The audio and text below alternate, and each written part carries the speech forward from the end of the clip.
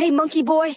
This time I can prove the Israelites weren't black using ChatGPT. Ha! So that's what we're doing now? Using AI? What was that? I couldn't hear you over that smoke alarm chirp you people can't hear. Say that again? Hilarious and original. Hilarious and original. Hilarious and original. Hilarious and original. I said, is that what we're doing now? Using AI to prove who the Israelites are? That's exactly what we're doing, and I'll show you, boy. Oh, brother. 2 hours later. Your room still stinks. Look at how easily ChatGPT debunks everything you chimps have to say. Ha! You was not kings, and you was not Israelites. If we're going to use AI, then let's at least use an AI that's trained on the Bible without the Masoretic mistranslations or any agendas and actually tells us the truth. Liar, there's no such thing. I'll show you. Let's use Israelite Bot. Go to israelitebot.com and ask the same thing. Fine, but I bet it'll say the same thing as ChatGPT.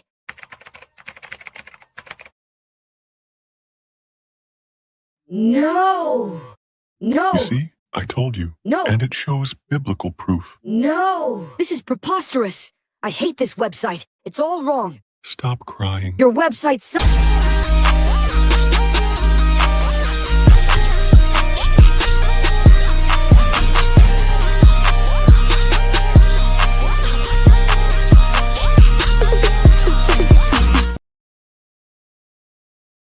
The Rise of Africa, the continent, the diaspora, and BRICS explores the relationships that are affecting the global economy right now. This book explores the relationships of the African diaspora's influence on the African continent and why this is important in stabilizing relationships with an understanding of how BRICS impacts the future, good or bad. You can order your copy of The Rise of Africa today on Amazon.com.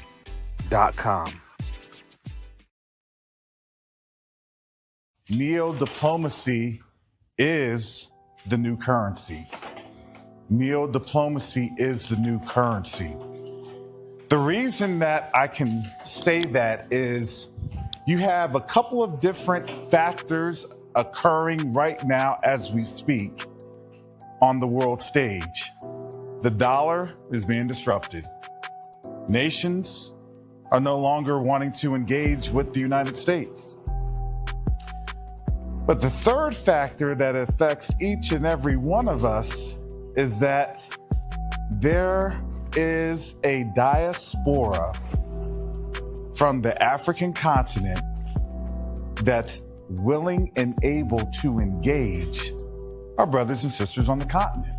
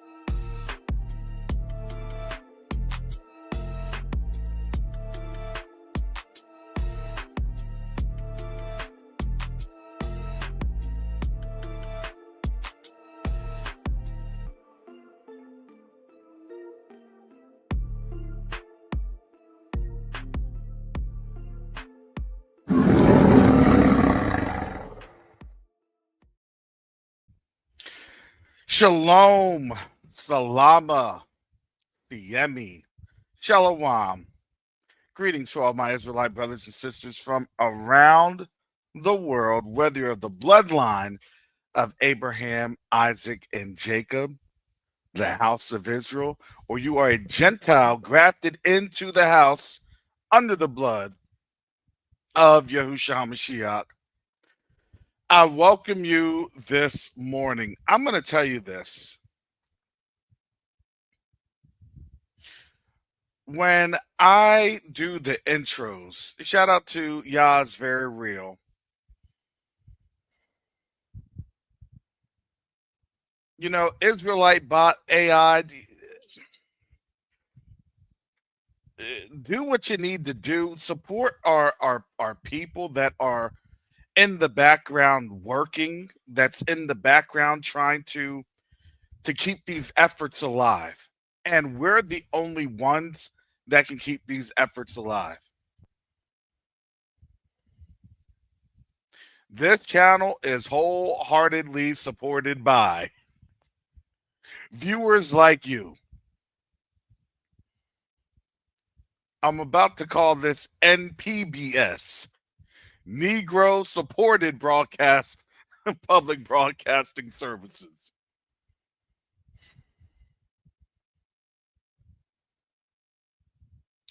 Because we're in a time that we're moving towards the obvious. But if we aren't supporting the voices of our brothers and sisters in these platforms, on these platforms, in these spaces, that support's not going to come from anywhere else.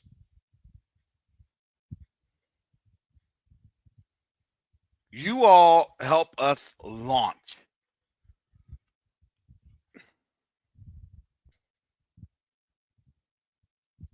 And what we're doing,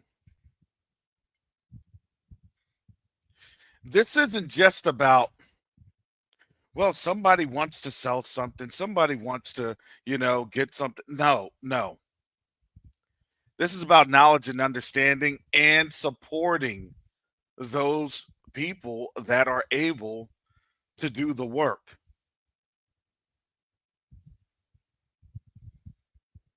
The funny thing is I'm looking at the commercials, and I look at the rise of Africa, the continent, the diaspora, and BRICS. And as I think about this, I wrote that last year, and boy, oh boy, what does a year look like? In the course of a year, it was released in August. Shortly thereafter, September 22nd, The Art of Diplomacy, and that's where NeoDiplomacy.com was born. In September, with the Art of Diplomacy class that was hosted by Sister Shar and I. And now you understand it's not going to be this American dollar that's going to come to the rescue. Shout out to Journey with us.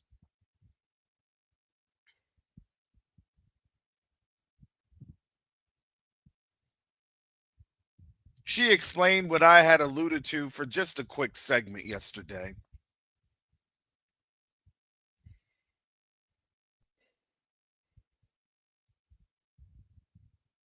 What is going to save us is our relationships. But we have to support those that's doing the work to get those relationships established and taken care of.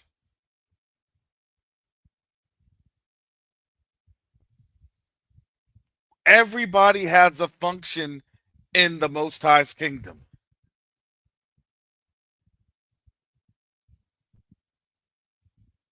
Because when you see how the Most High moves doors and provides opportunities, are you going to get mad at the person? Are you going to feel slighted or bitter?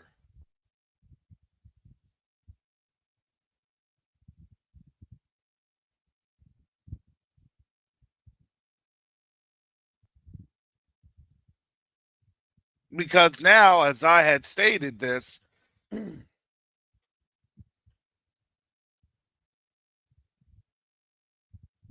a lot of these things now, they're going to start to target us. And boy, oh boy, did they jump out the gate.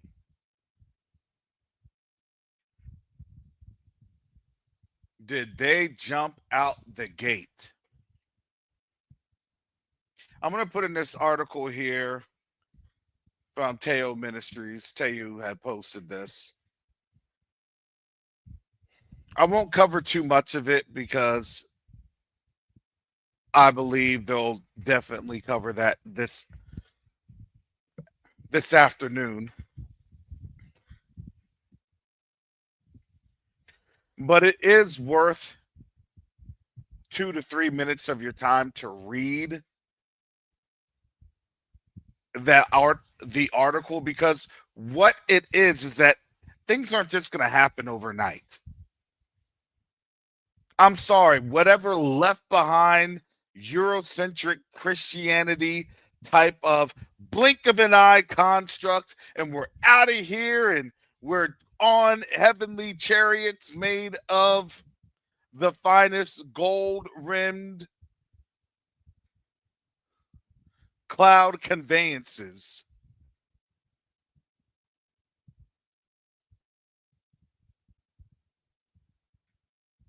That would be nice, but who said that that's going to be the case when you will have to flee? Starts to make a whole lot more sense when the comfort zone is being shaken for everyone.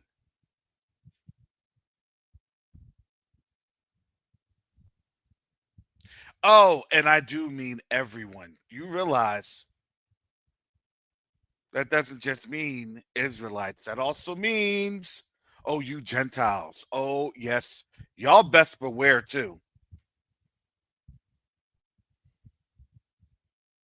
Because again, as we had stated, they don't like to look at the numbers. They don't like to look at the empirical evidence. Matter of fact, they don't like to research anything.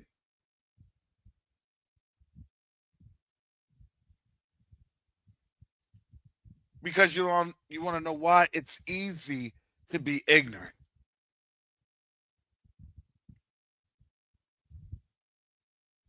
It's easy to live in ignorance. It's easy to say, you know what, it's not going to affect me, blah, blah, blah, blah, blah, blah, blah, until it affects you.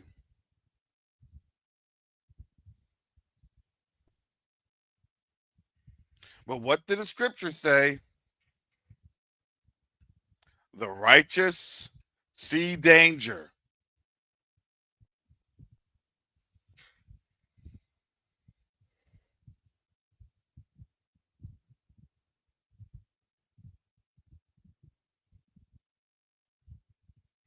Let me bring this on up because I know that our people, we have to, and that's the Most High. The Most High is working on some things, and hallelujah, right? Hallelujah. He's working on things. He's working on things with all of us, because all of us are getting challenged in this.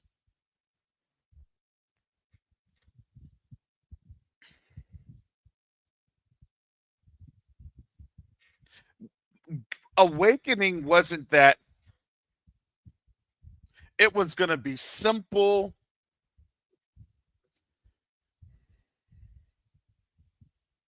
I never saw anything that was going to be simple. That's why I had to go back to Hananiah.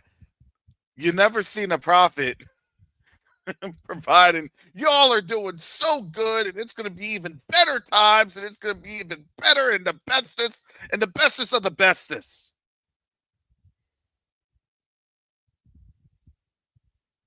Now, that prophet showed up, and it wasn't just him, it was a couple. Why? 2 or 3 witnesses.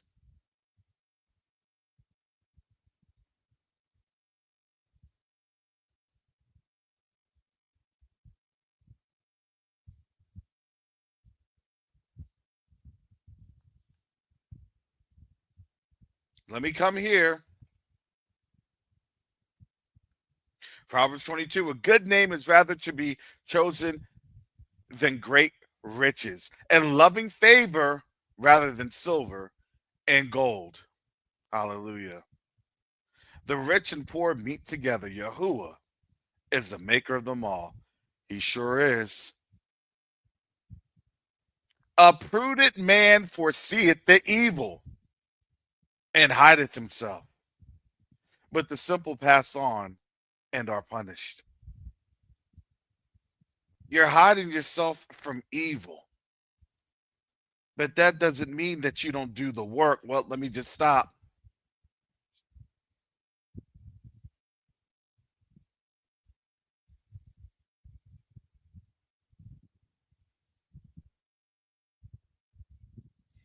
This is Proverbs 27.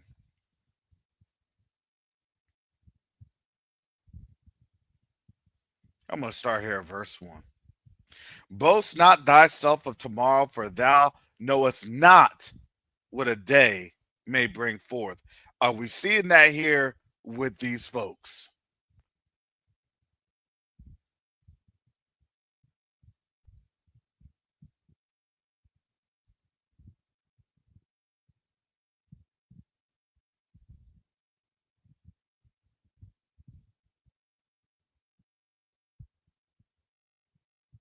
Let another man praise thee, and not thine own mouth, a stranger, and not thine own lips.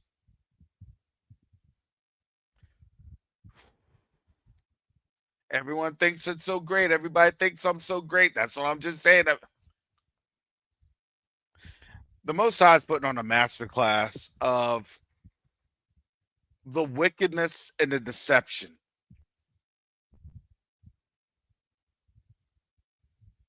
A stone is heavy and the sand is weighty, but a fool's wrath is heavier than them both. Wrath is cruel and anger is outrageous, able to stand before envy. Open rebuke is better than secret love.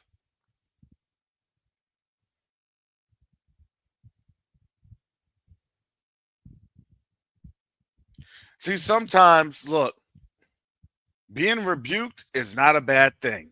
We all have to be corrected.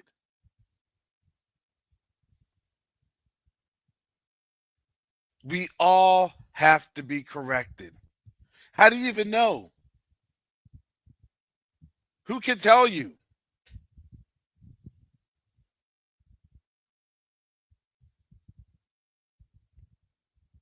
We've tried to tell, we've tried to warn. This channel wasn't just exclusively for Israelites. This wasn't. I'm sorry if you thought it was. It was never for exclusively for Israelites. I've said that many a times. I've greeted that in all my greetings. If Gentiles wanted to listen, they were able to listen. If they got out of line with, just outrageous comments, then they get blocked.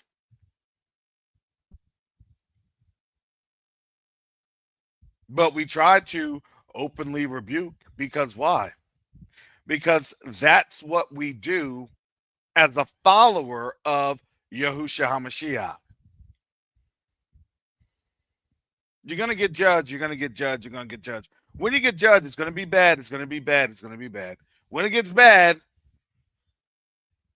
we're not going to be here. They're going to have and find a mechanism for us to leave.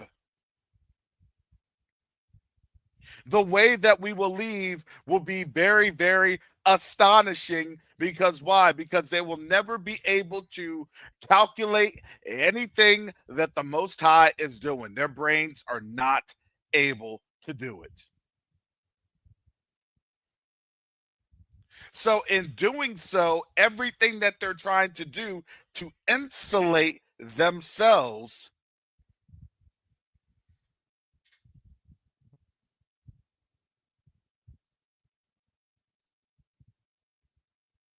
they're actually running into a trap.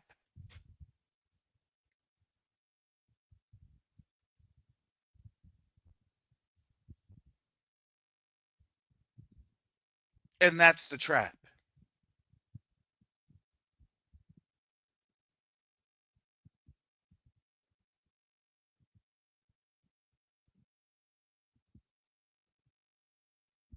And we're seeing them really running into their own trap. There's a reason they had to get out of the humanitarian.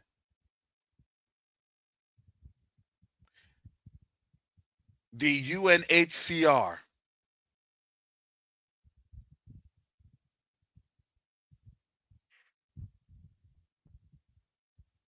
Because the UNHCR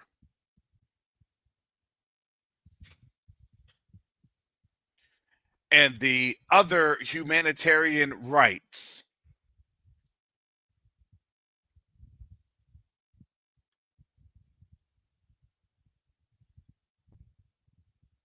the Human Rights Commission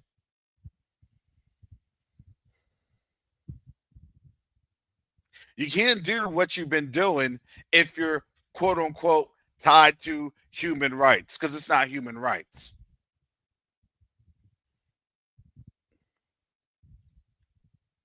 Why do you get out of human rights? So you can do things that's inhumane.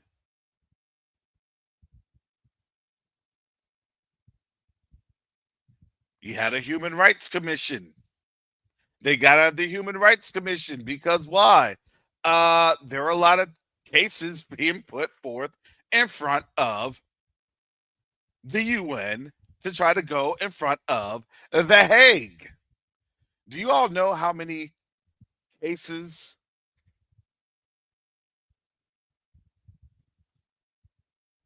that the US has?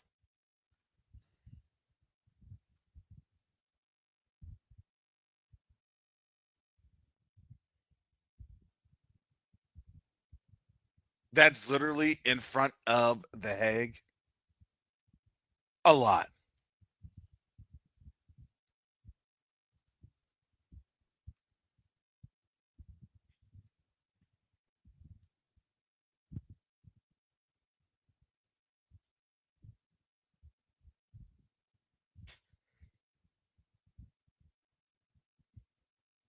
But the International Criminal Court and the International Court of Justice,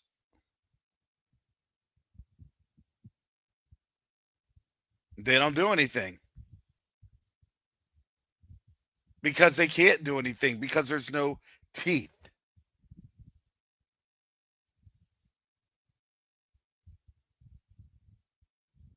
I'll put this article on out here so you all can see this.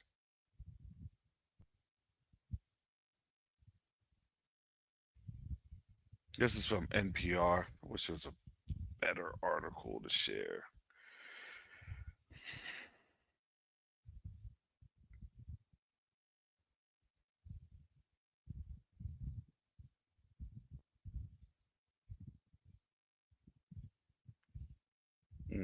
Sorry, let me find a better article.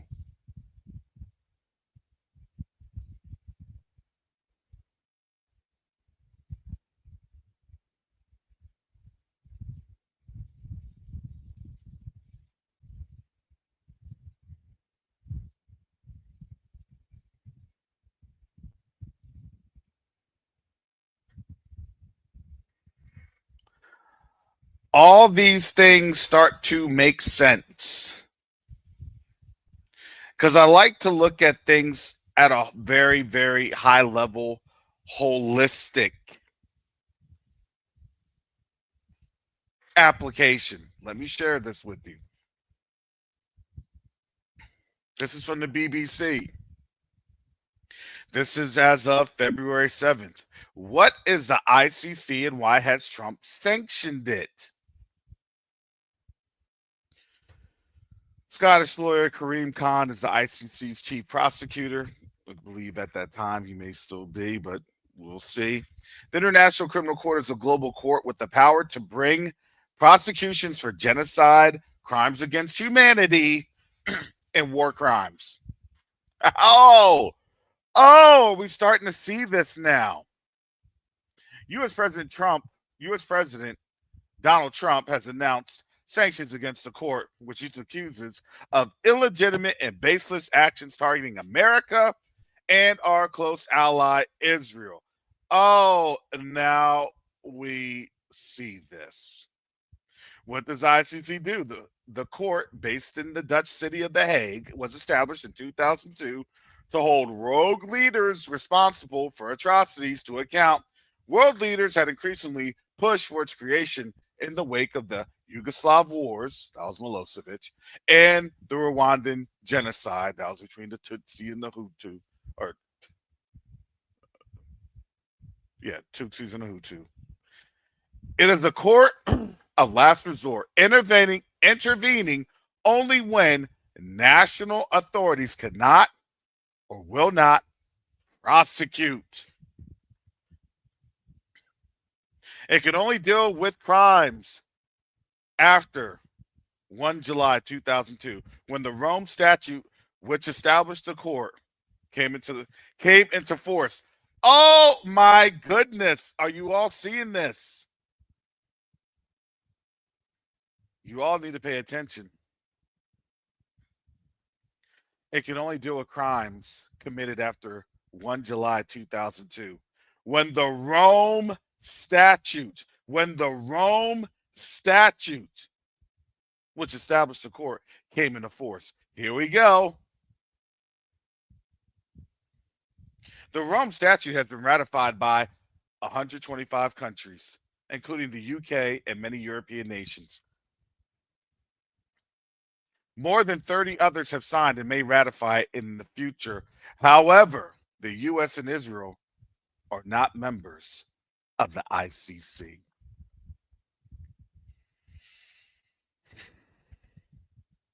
I have that in there.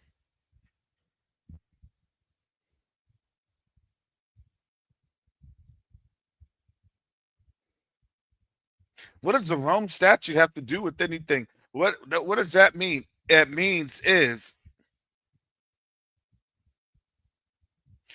you're understanding 125 nations, countries, including the UK and European nations, have stood up and said, we will enact activities. Doesn't matter.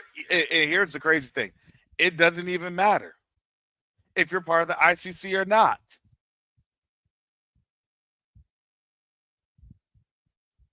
This is your judicial branch being headed by legislative action.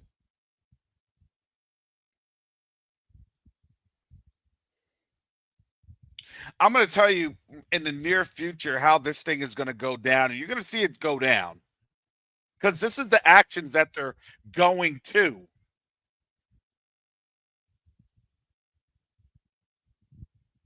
In the near future, you're going to see the UN write up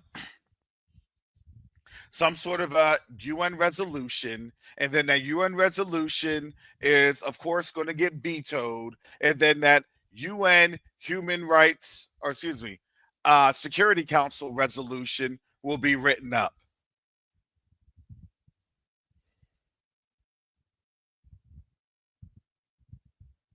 Calling either for the removal or the censure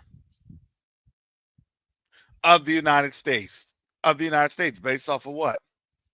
Based off of what's happening.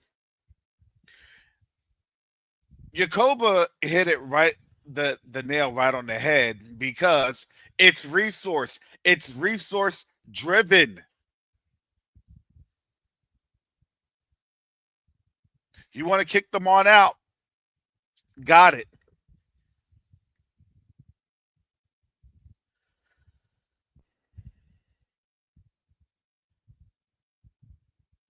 But if you're still building the house, people don't want to just have you in the house before it's done being built. So what do you think is going to happen with all these nations, especially in Africa?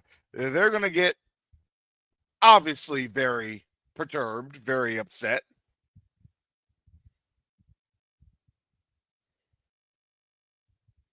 What do you see is happening right now, especially with TPS, protection status, especially for Haiti? I've seen videos on TikTok where Haitians are saying if you're in Haiti, people are leaving to go to the United States because the U.S. officials are saying that Haiti's not safe. And now Haitians are about to be deported in less than 2 months. Less than 2 months.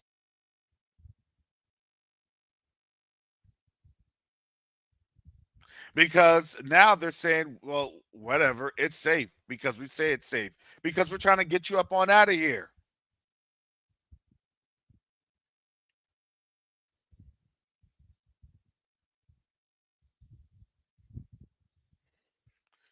Well, I didn't hear that, Charisma. You better check your sources. You best to check your sources.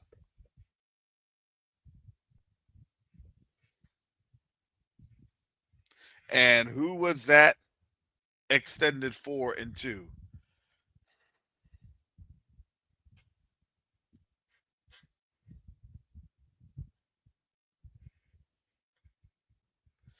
And understand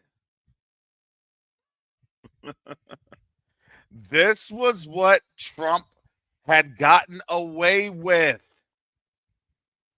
It doesn't matter if it had been extended by a judge, especially at all of these levels.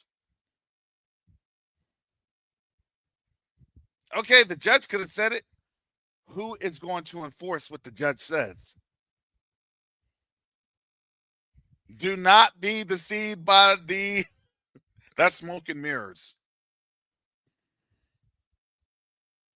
After what you just heard from the Supreme Court,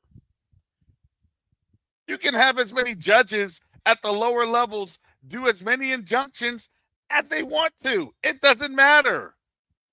That's exactly what they're saying. It doesn't matter. Go ahead and try to get a case when you get deported back to Haiti.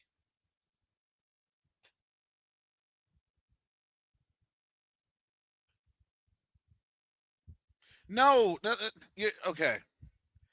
And I know that this is the logic fallacy that this is a confusion, right? This is Babylon showing the stripes of confusion.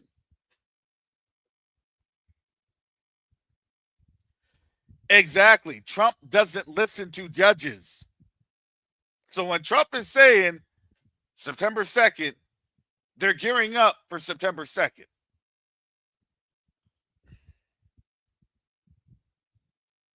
No, it doesn't matter if it's going to states.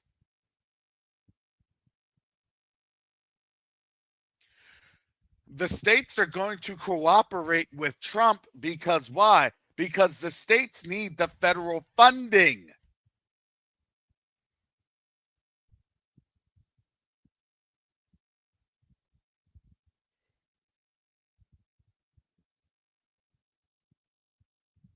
Bingo. On the Houston says all TPS documentation with the validity date of the October 2nd, 2026 received after February 5th are no longer valid. Wow.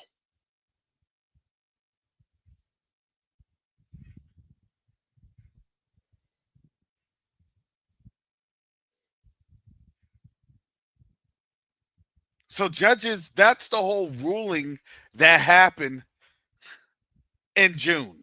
June 27th. That was the ruling. And I know that that is hard for us to understand.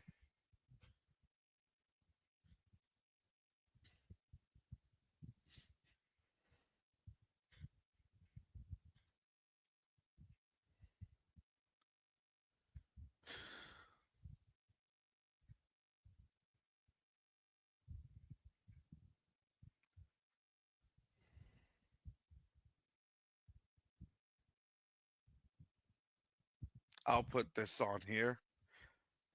Thank you, Zoomer Doomer.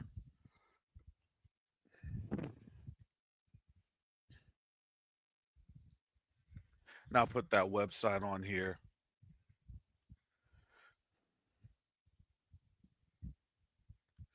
Temporary protected status, designated Haiti. So you all can see that.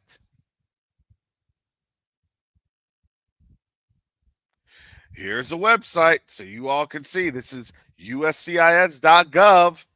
TPS designated through September 2nd, 2025. September 2nd, 2025. Employment authorization document auto extended through September 2nd, 2025. This is on, let me show you the government seal, U.S. Citizenship and Immigration Services. This is as of today. When did that ruling take place? Yesterday? Nah. Alert. After reviewing country conditions and consulting with the appropriate U.S. government agencies, Secretary of Homeland Security, Kristi Noem, has determined that conditions in Haiti no longer support its designation for temporary protected status. Haiti's TPS designation and related benefits terminate on September 2nd, 2025.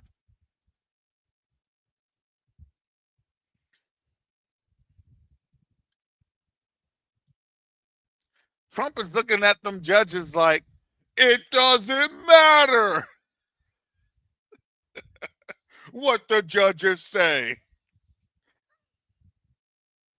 He's giving them a whole WWF of The Rock. Catch lines and phrases.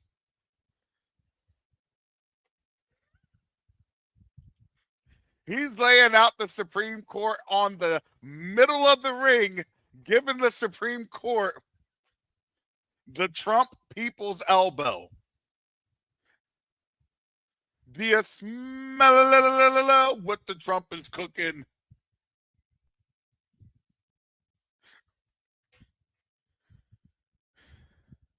All the judges can say whatever they want to say. Who's going to enforce?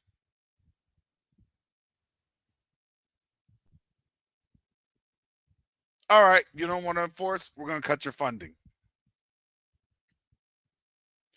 So basically, in less than 60 days, most of South Florida is affected.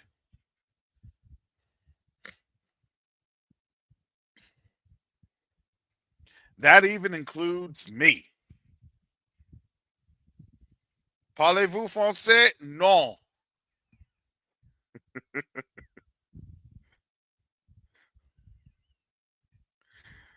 Je parle l'anglais. I mean, I speak English.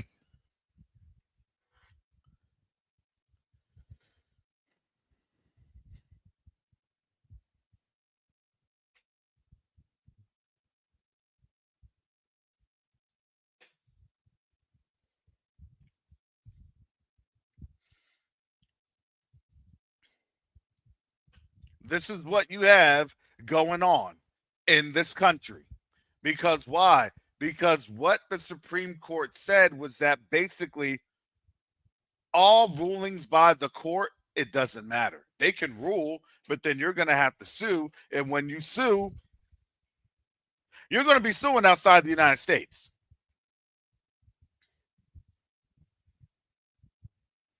We'll see how that works. Who says Springfield, Ohio is going to suffer? Yeah, it is. High Haitian populations. That's going to be Miami. That's going to be Orlando. That's going to be Tampa. That's going to be Jacksonville, Georgia, Atlanta. You're not going to be safe. Boss, I got my papers right here, boss. I was born here, boss. But you know, not only are you going to have your legitimate papers,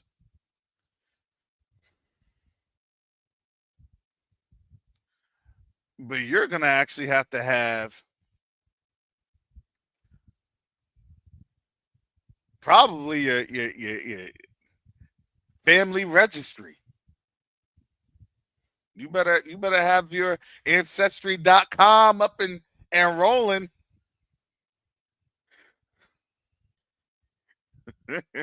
See, I hail from Virginia.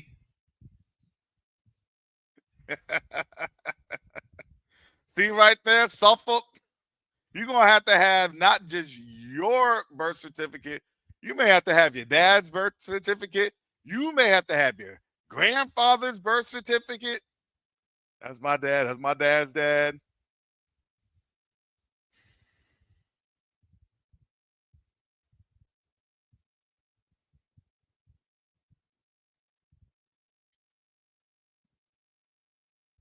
And yeah, why the Gentiles more fearful? Because technically speaking, a lot of the Gentiles, especially the Scottish and the Irish, they are actually the true folks that are immigrants.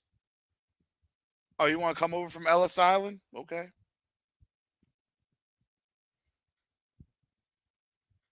Because that's the argument we're going to make.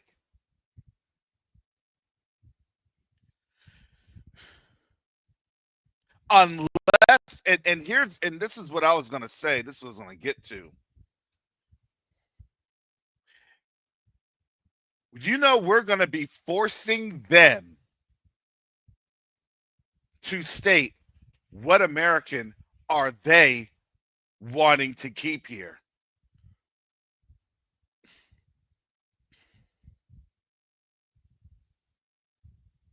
And the moment that they declare the Americans that they want to keep here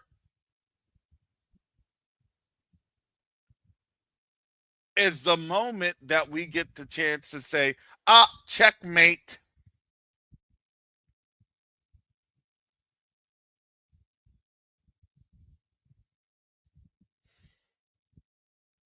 Checkmate. Because we're now actively getting targeted. And now our petition can actively be heard because it's intervening only when national authorities cannot or will not prosecute or try to rectify. What is this doing? This is going to force a mass migration.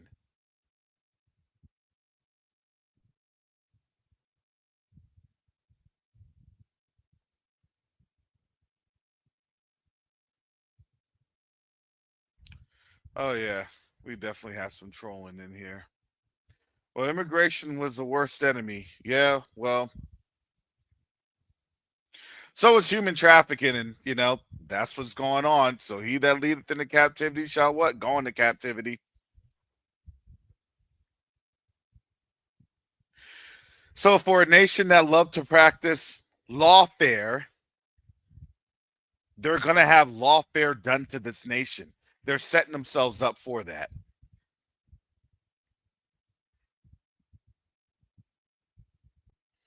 I'm not saying it. That's what the purpose is for the ICC.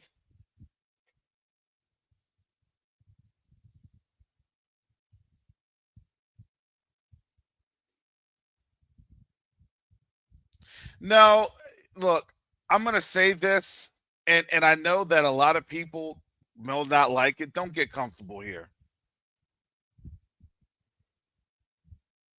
The end goal is a liquidation. The end goal is a bankruptcy. They're just telling you who they're liquidating first. It's to them. Yeah, we know that they hate us. We know that they want to, torture, blah, blah, blah. We get all that. They can't afford to do that anymore. It's real easy when you had funds and money to do everything that they wanted to do. When you ain't got no money, you got to get rid of stuff. This is an estate sale.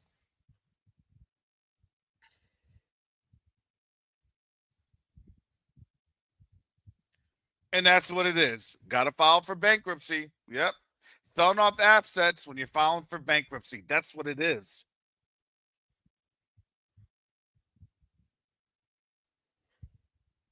Because I know that this is so hard on a lot of our people that our people are like, uh, uh,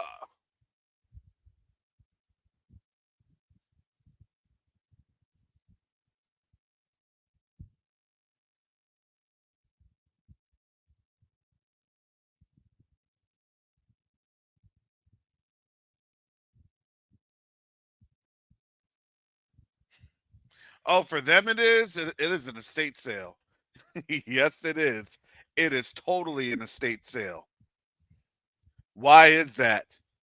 Because the only thing that they now have is to be able to, quote unquote, do what they need to do to keep in the good graces of Africa. Did you know this?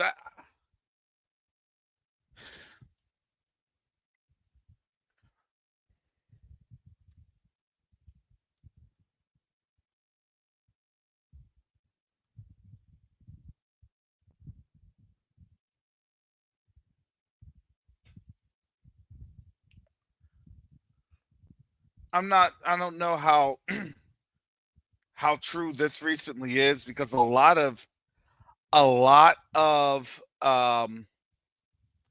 as you could tell, a lot of information is now being it's being suspended, it's being truncated.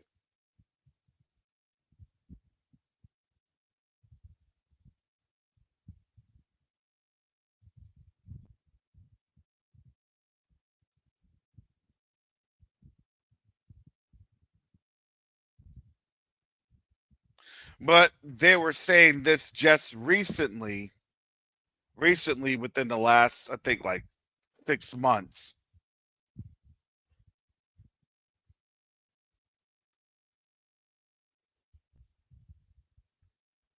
And yeah, this may have been a recycled story, but this has not been the first time that automakers in the United States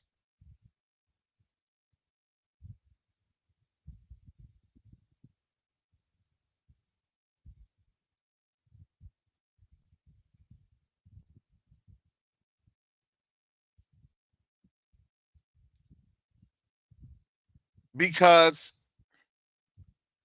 this is from July of 2021. And now you're seeing it here because Intel's firing employees all the time. So I want to give you this back story because now you're starting to see this with a lot of chip makers with Intel and things of that nature. But just to give you the backstory, the understanding that, let me share this, and I just dropped that information in the chat.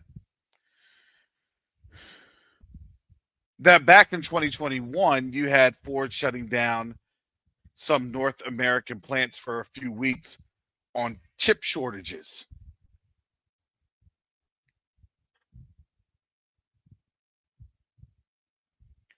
So this has happened with semiconductors.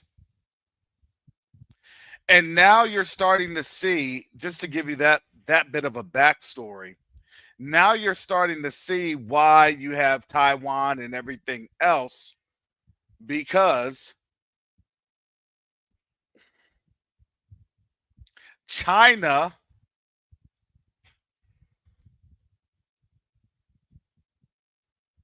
is creating chip shortages because of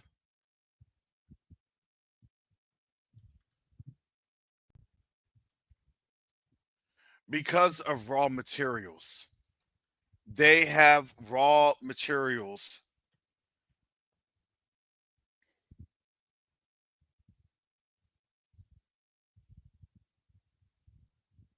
that they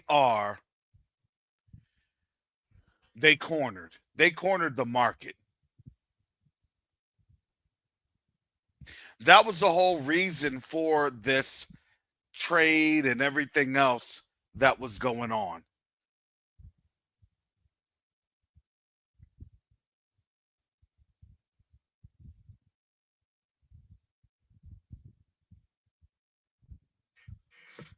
So when people say, well, why is there a chip shortage? Well, there has been a chip shortage. The chip shortage has been here.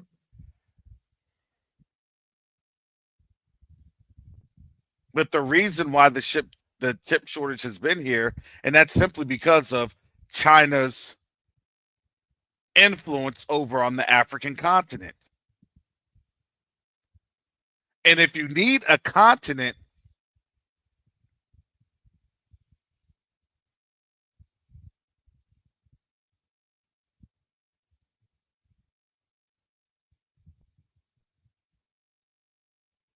okay, Alyssa, I'm trying to figure out what you're trying to say. And that's why, if you don't know what I'm trying to say, go ahead and order yourself a copy of The Rise of Africa, the Continent, the Diaspora, and BRICS. So you can so you can educate yourself on these things. And that's not a slight for folks. It's just sometimes folks may not understand a lot of the things that's happening and why it's an indirect war for resources from Africa.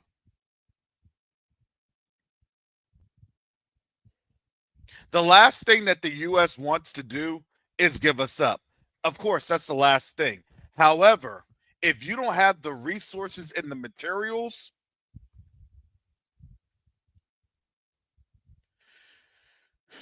then you're going to start to give up people. All the people that were held fast, well, why do you have to let them go? Because folks need to eat. They're not really caring about us if we eat. They're caring about making sure that they're able to eat. And Africa has the resources. That's what China uses. The resources from Africa. All China does is they process those resources. So now all of these countries that's taken back their resources, quote unquote, taking back their resources, they're getting their fair share, supposedly fair share, from Africa, which is now driving up the cost of chips and manufacturing. Why do you think now Intel is laying off so many folks?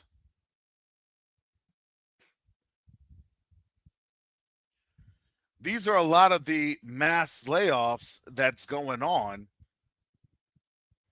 right now. That's why the U.S. has always said, well, you know what? It's national security. Because if you don't have chips, you're not able to then build military equipment, especially when it comes to different vehicles, when it comes to different aircraft and airframes. So this was as of last year, the semiconductor crisis addressing chip shortages and security. So this is from Forbes by Heather Wishart Smith last year. And so I'm not going to go all the way in the article, but it is saying, look, U.S. trade restrictions with China enacted in September 2020 limited Chinese chip imports. Because why? Because that's what the U.S. was trying to do. They were trying to bring that on back even in Biden's time. So it's nothing new.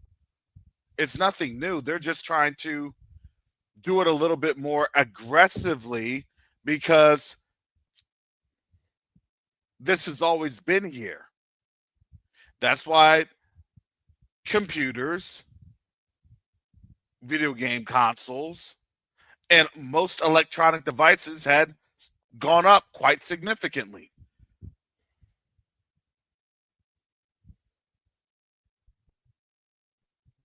And if you don't have the at least the finger on the pulse which is what they don't have on the continent anymore, it becomes very difficult. The reality is that Africa is pulling away from the United States. Yes, you'll have some puppet folks over there with Kenya, with Ruto, and Nigeria with Tinubu. But they do that to do what? To destabilize their governments. Because once your governments are destabilized, then it can be ransacked.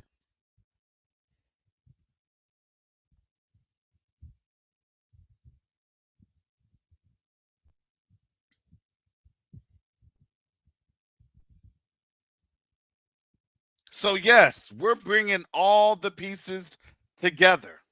Now, I do want to make an announcement here for our people that by Thursday, tomorrow,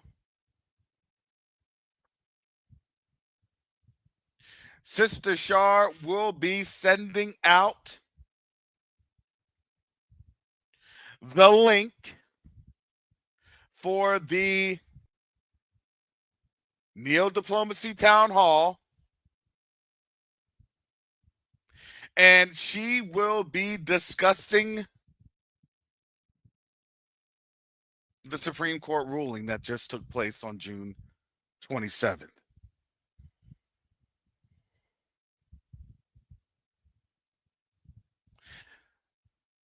That town hall will take place July 20th.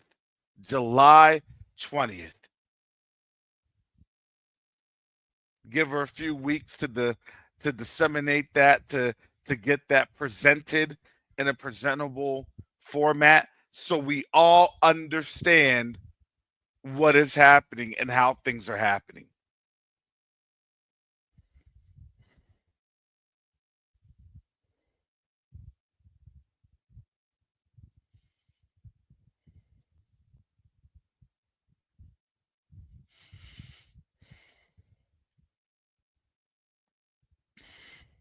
This event will be free. Caveat: she will be bringing on guests, and I would ask on behalf of Sister Shar that a love offering be provided, and she will direct you to where that love offering will be provided.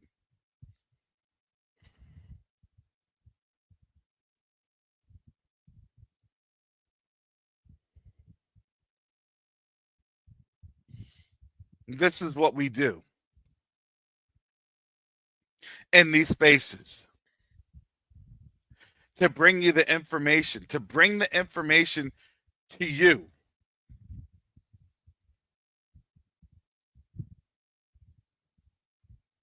And she's working on getting a panel together of other legal experts to address this.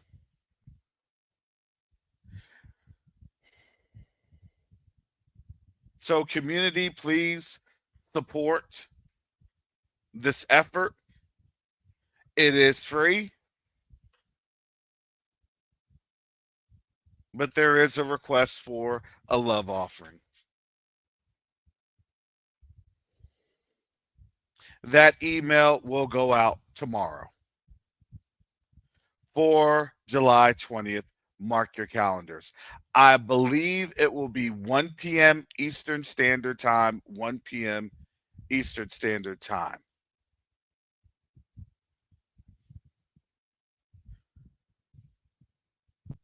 And I was just informed, sorry, as let me make the correction. It will not be a panel. She will be breaking this down. And her format, for those that were able to see from the last town hall on May 18th. This is the time that we have to understand what's happening.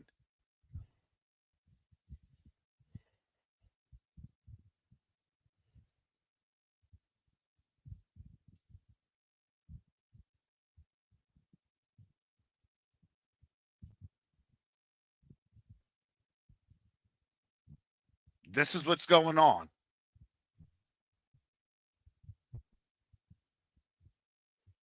So I invite each and every one of you to support this town hall, to let folks know about this town hall, and we'll go from there.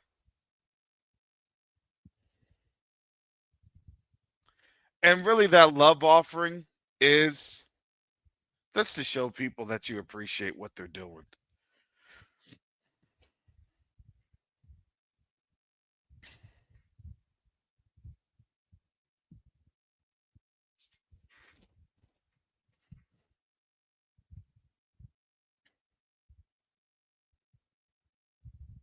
It really is.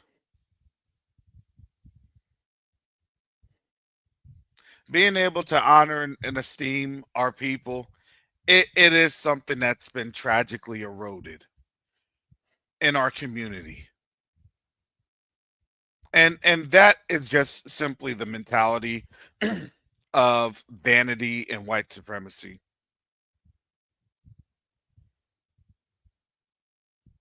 So as much as people say that they don't have a white supremacy mindset, we all do at some point.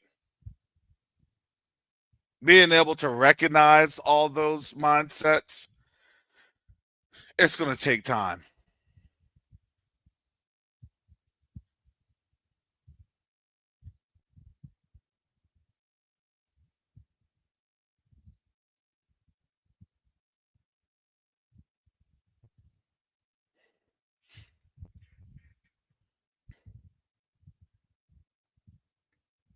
Going back here, Proverbs 27:6.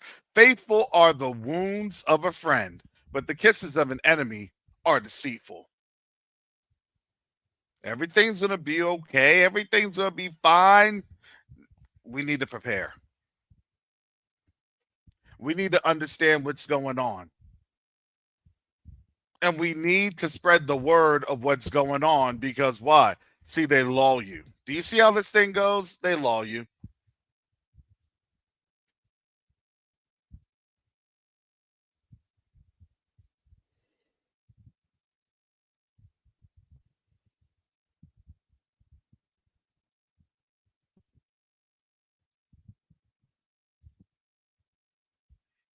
Yeah, this is exactly what they're what they're going to have. 80 work hour weeks. So you literally work from sun up to sundown.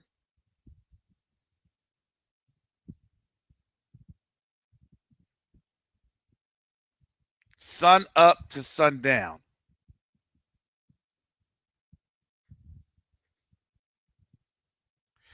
And you want to know what? Their vanity has deceived them, because then they'll say, I'm not lazy.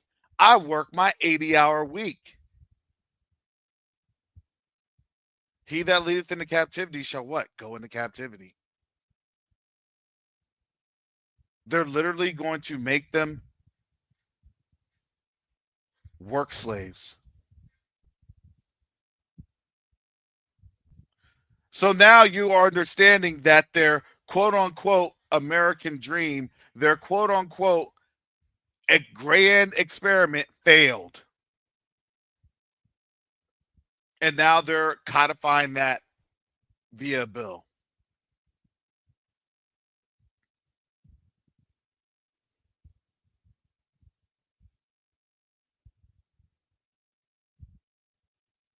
And they're going to say, if you don't do it, then your social credit, your Bitcoin credit, your cryptocurrency credit, it's all going to be affected.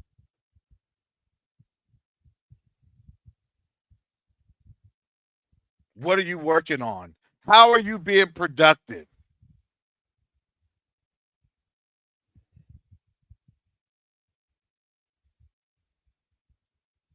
You don't need to worry about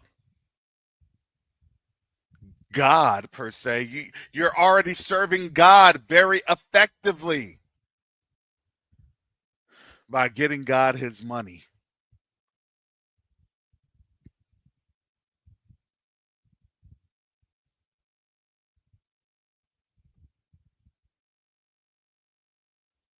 All this is going to do is it's just going to be another French Revolution 2.0.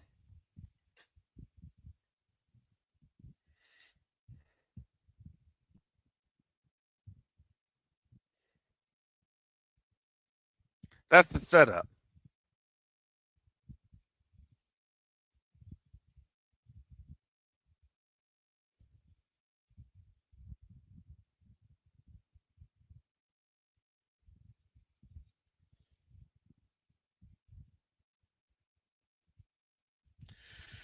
The soul, the full soul loatheth the honeycomb, but to the hungry soul every bitter thing is sweet. What do they always have you in want of? Everything.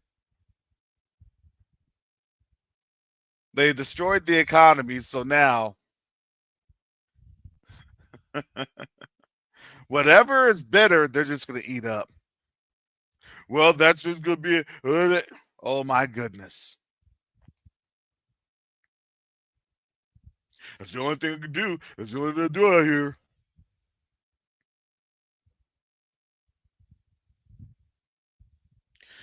I told you all, the Most High was having everyone make a choice. Choose this day. No, it's never going to happen. Nothing's ever going to happen. It's just going to be all the same, all the same, same. Okay. Choose this day.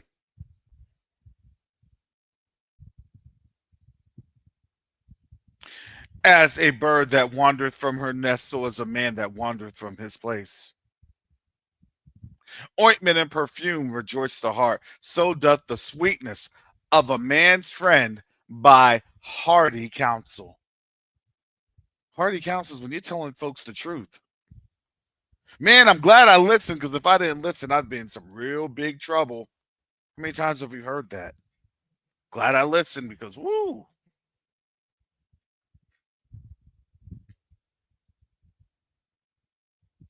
Thine own friend and thy father's friend forsake not, neither go into thy brother's house in the day of thy calamity. For better is a neighbor that is near than a brother far off.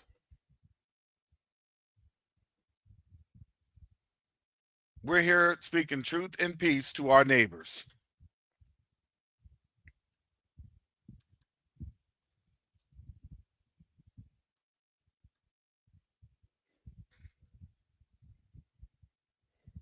Truth and peace.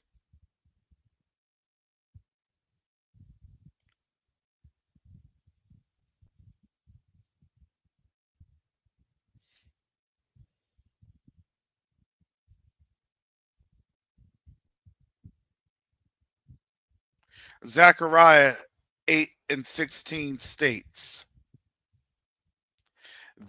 these are the things that ye shall do.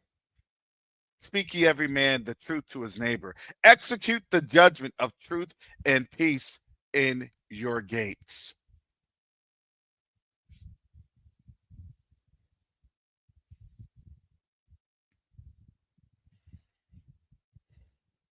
In Zechariah chapter 8, our restoration is going to be marvelous in the Most High's eyes.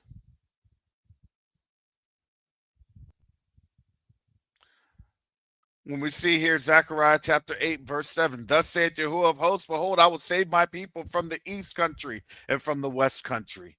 And I will bring them, and they shall dwell in the midst of Jerusalem, and they shall be my people, and I will be their Elohim in truth and in righteousness.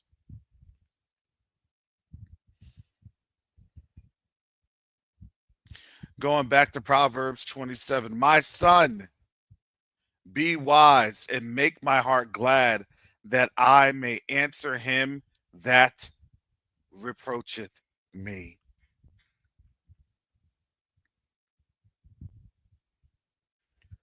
We're here to take questions. Now, if you're coming with ignorance, not so much. But I know that a lot of our people that genuinely have questions, that are genuinely concerned. You know, the thing is, they already know they're not going to be able to do this immediately.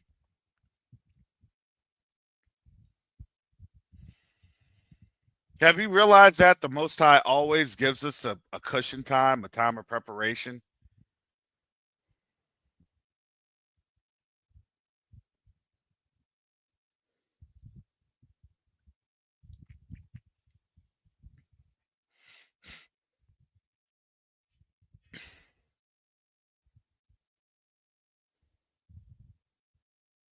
Let me continue reading this. This was kind of my cornerstone scripture. A prudent man foreseeth the evil and hideth himself, but the simple pass on and are punished.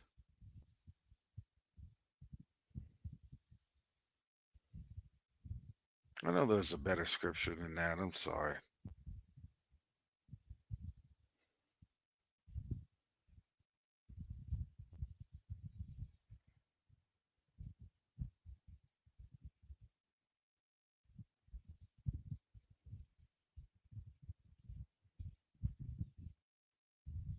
I'll find that scripture.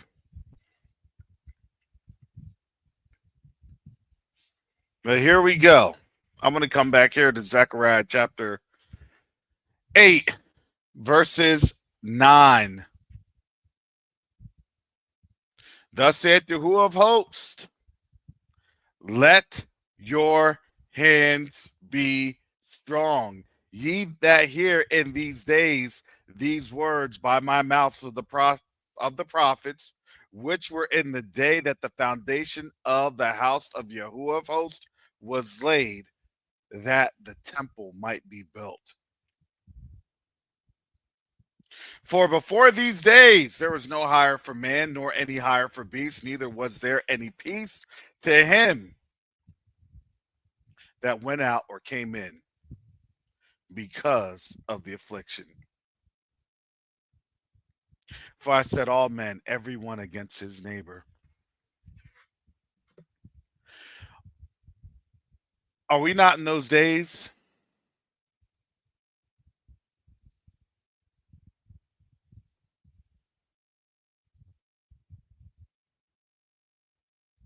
Are we not in those very days that you see here in Zechariah chapter 8?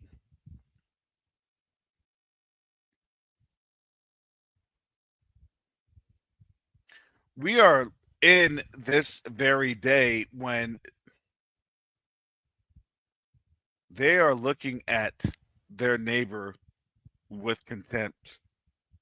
For I set all men, everyone against his neighbor. We're here when they're literally showing you, call ICE.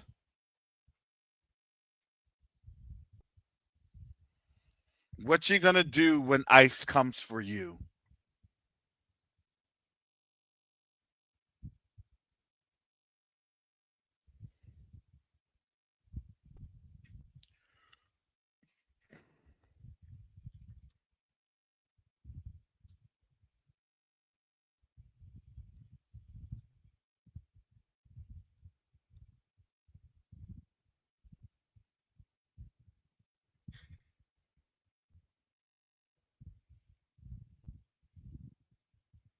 And now, as we are seeing this time, it's no coincidence that the dollar is really messed up. We were saying it, but you want to know what?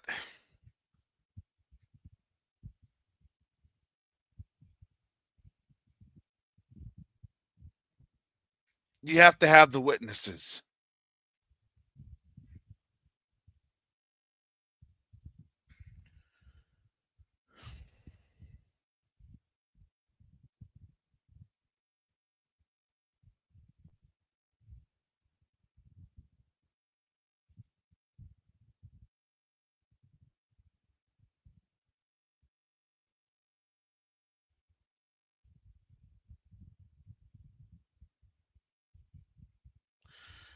Everything that we're doing here and we're seeing and we're working through as the Most High is moving, it is all for his purpose.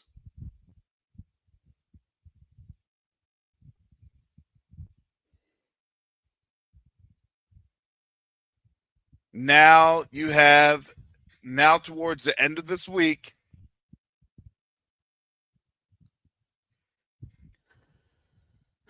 now you have Iran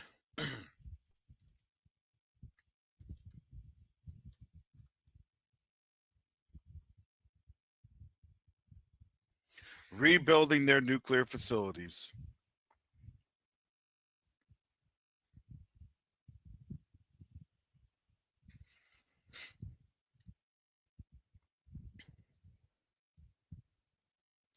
I wanted to show you this. This is as of this morning. This is according to Newsweek.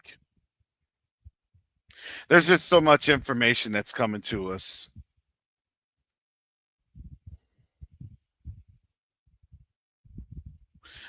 This is as of July 2nd at 3:32 a.m. Eastern Standard Time. Iran confirms significant nuclear decision. From a Shane Croucher.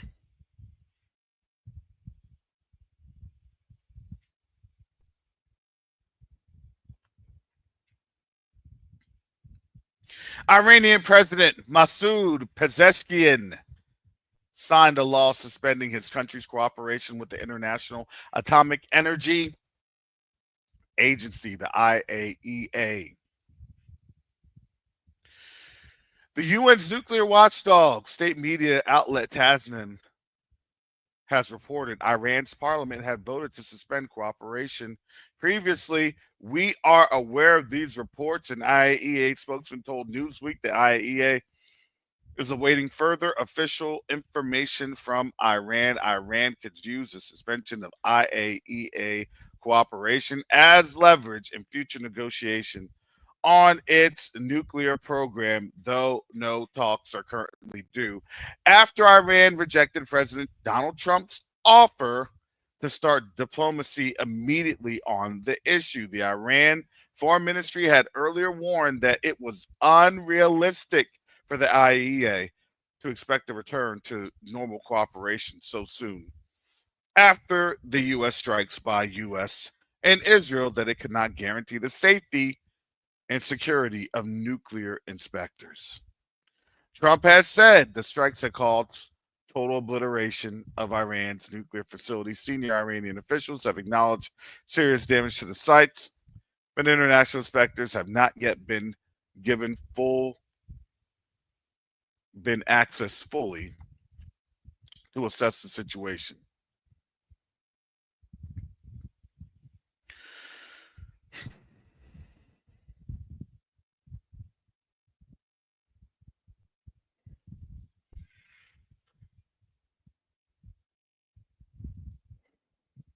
We all know where that's headed.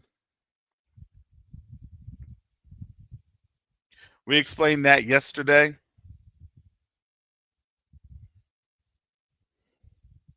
Because here it is. Israel accuses Iran of seeking to develop a nuclear weapon, which it says poses an existential threat that it could not tolerate, forcing its hands into striking Iranian nuclear facilities. The U.S. also took part in strikes designed to destroy the Iranian nuclear program. Iran says its nuclear program is for civil energy purposes.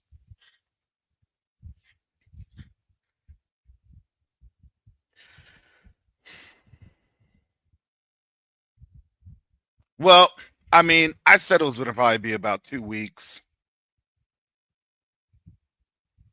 I said about a week or two. I was thinking about 10 to 14 days.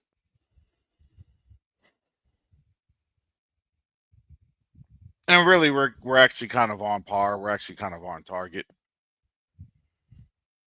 Now, the response from Israel is not going to be an outward response. They have to have plausible deniability. They have to have all this other stuff,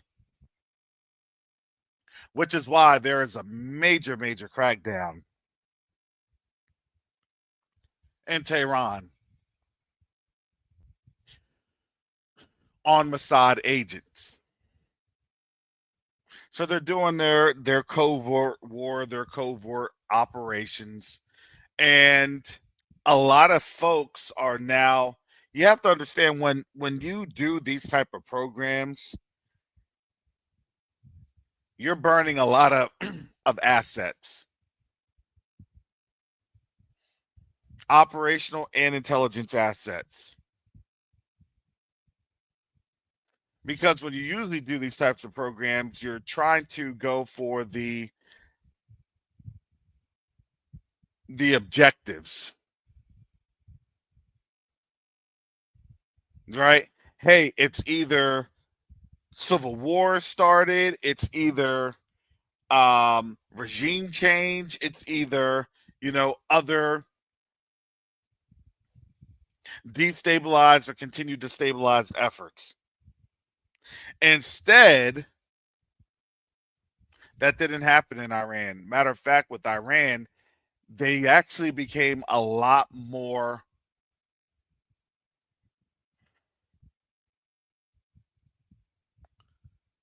they became a lot more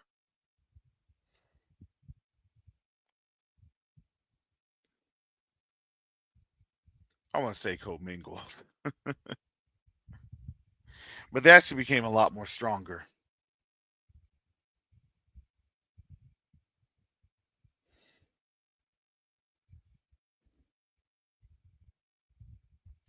They understood their power.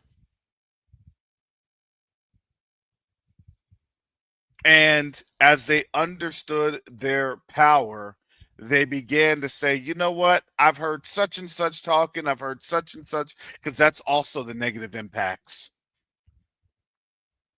Such and such has always been saying some real, grimy things.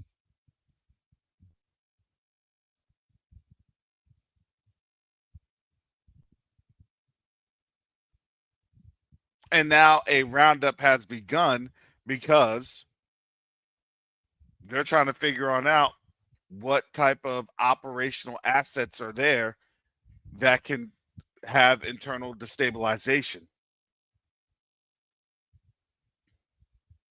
This is why Iran said, okay, Tag, you're it. And the Houthis are now on the attack. There's now no let up over there in the Eastern Mediterranean nation.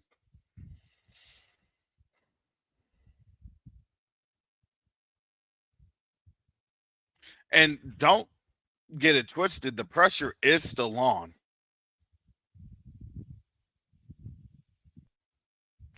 Both in the Eastern Mediterranean nation and Iraq.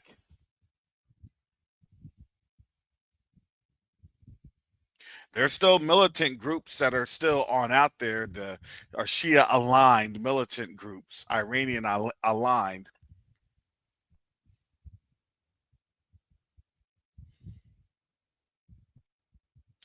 And they're still making people still be very uncomfortable.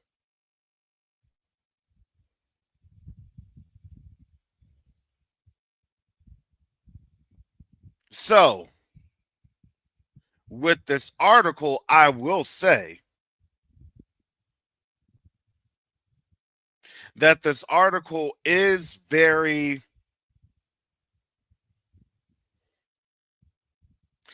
nuanced. And I'm going to tell you this.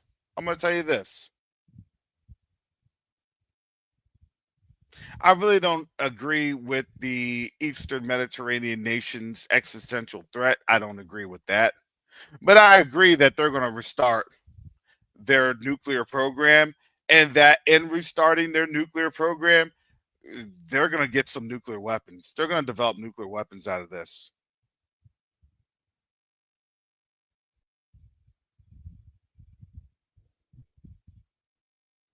So, what does that mean? That means that they're going to be supposedly forced to strike Iran, especially if you really cannot activate your assets. I believe that after this conflict, this 12-day war per se, and now the cessation,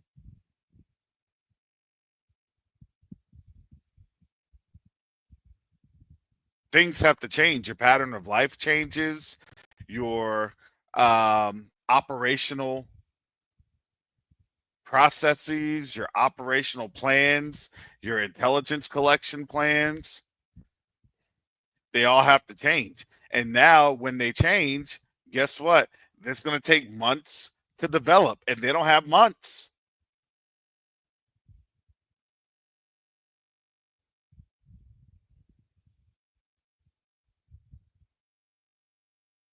Because why? Because people now are being monitored heavily. Those odd behaviors are now being told to the authorities. And folks are getting collected on up. All right. Come with me, and we're going to take you off the field. Now, it doesn't mean that they get executed. But what it does mean is that they then have to be neutralized in a manner, in a capacity that is in some sort of a secured facility. Nah, you're not sending nothing. You're not doing nothing. Everybody's getting reinvestigated.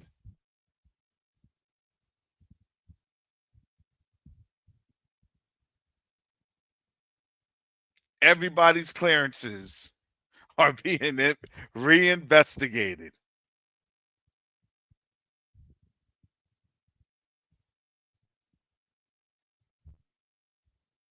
Ali, explain this deposit.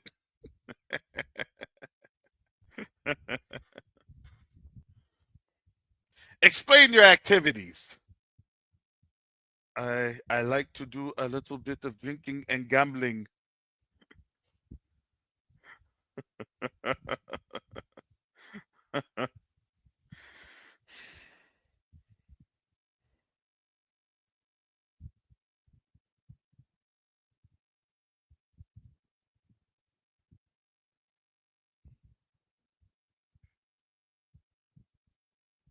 This is what's happening. And they'll never tell you how much weapons that the Pentagon used. You understand, the Pentagon has not been able to account for anything in like the last couple of years. So you'll never know how much was spent. Did you spend 1 billion? Did you spend 1 trillion? We don't know.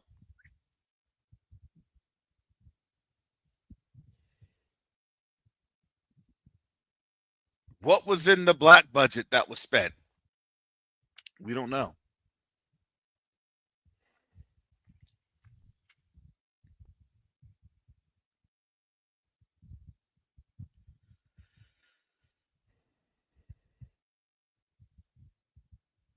So you're not going to get straight answers.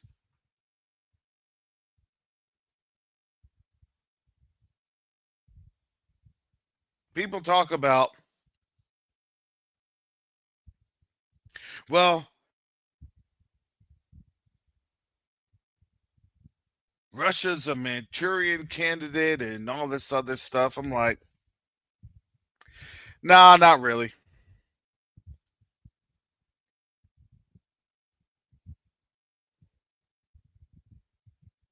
Trump is still the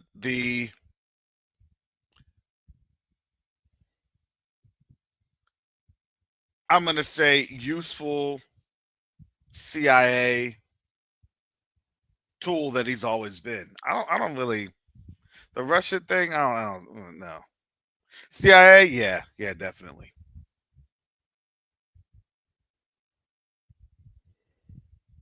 We'll let you go as crazy as you want to, but you better enact X, Y, and Z.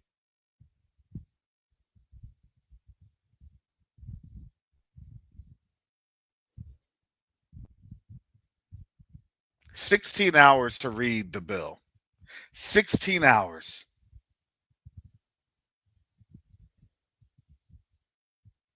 They still don't even understand all the things that's in the bill.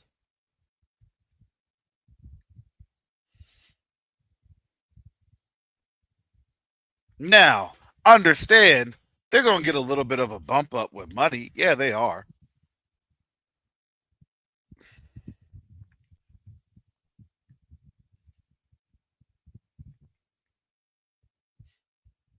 But when everything is enacted FY26,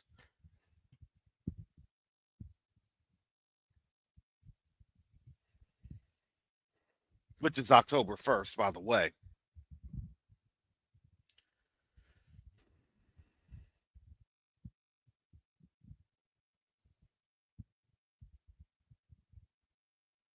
then people are going to really start crying.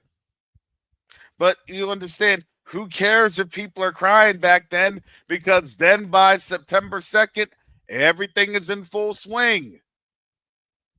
You don't need to care about what's happening with your bill when you're trying to figure out how to dodge and maneuver and do what you need to do just to survive.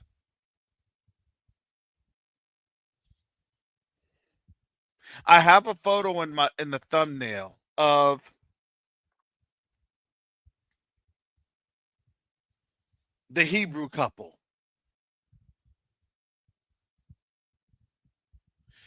And you can clearly tell that the man is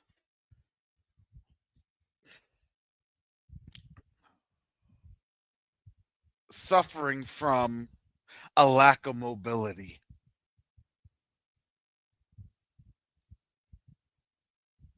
I know this face. I see this face because that's the same thing that I see with my uncle when I visit him. That's the same posture of being up when you are immobilized.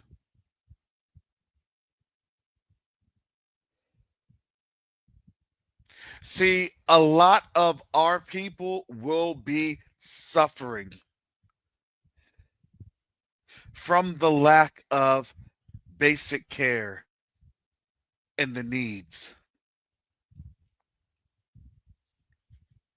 See, what ends up happening is that care, if it's not being attended to by family properly, you know, the old adage is, as you take care of sick, you will end up becoming sick.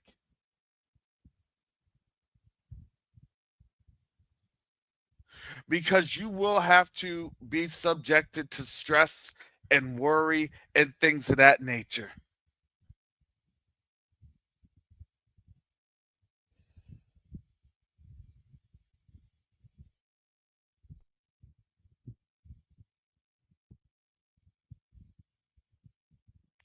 This is the situation that they want to establish for us.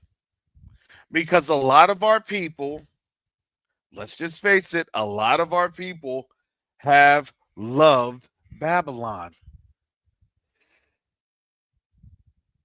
No, I can't see it. No, that can't happen. It can't.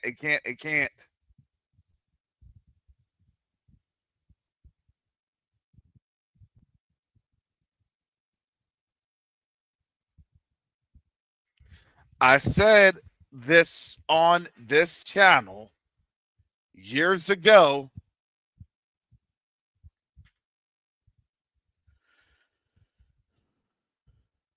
That when our people see this and understand this,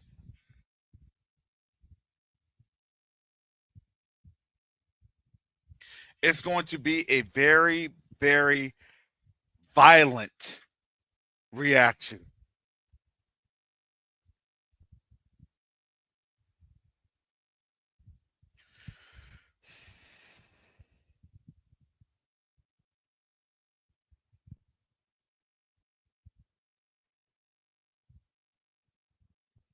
Now, for our people, we'll pull together. We'll figure this on out.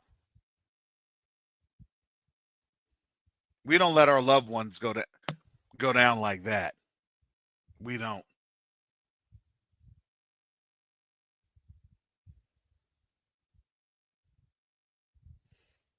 I know very well.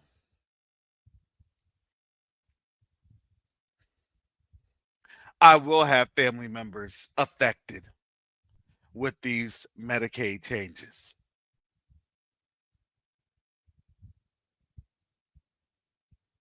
But I'm also understanding that for what they try on to do for us, it always fails.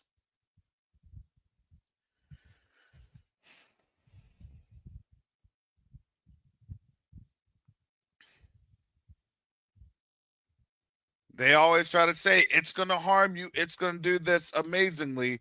It doesn't.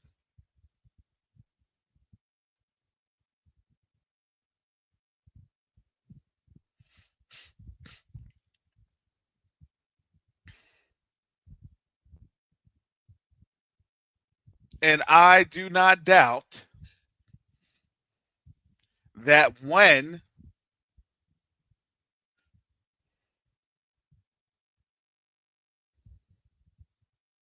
you have this whole measure coming through, those that they thought this bill was meant to cause harm, it's going to end up harming themselves. Thank you, Max, for the gift. He's saying Trump's big, beautiful bill is a preventive spring to face off with an enemy like Iran. He will have his private loyalist army for any dissent and to move quick against Iran. Well, yeah, exactly. So you had to understand that's how they're going to phrase it. By the time October hits, you're not going to have anything, really anything, go down in Iran like that, because Iran's in mountains. It's a very, it's a high population, or excuse me, elevation.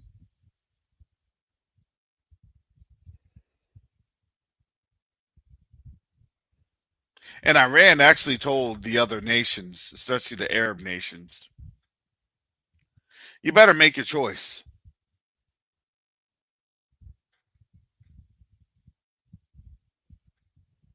Make your choice right now and stick to it so we know who's friend and who's foe.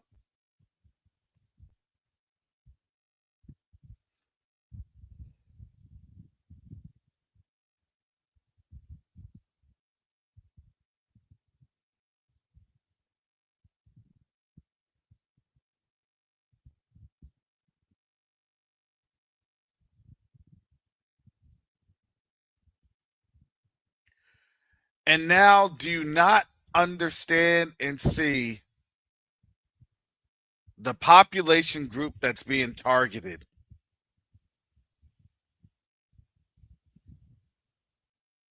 They're coming for the baby boomers.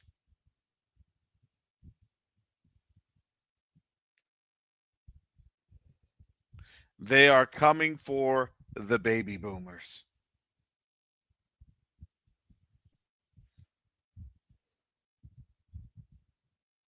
You think that robots are going to be paying taxes?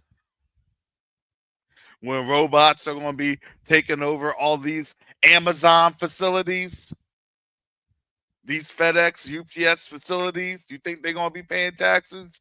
You think the rich are going to be like, oh, you want to know what that productivity and now our PE ratios and now our ROIs and now our EPSs, and they're saying, oh, we want to now contribute more in taxes. Are you kidding?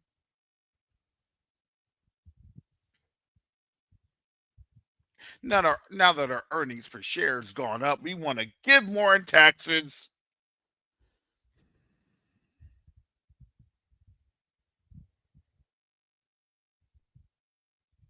That's not what's going to happen.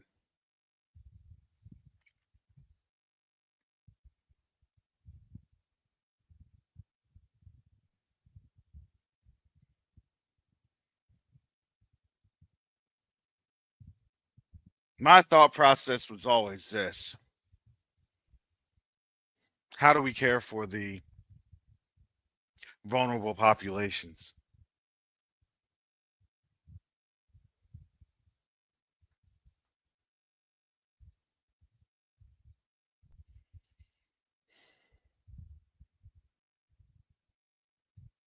What would it cost for medical evacuation flights? I've always had that thought process in my mind.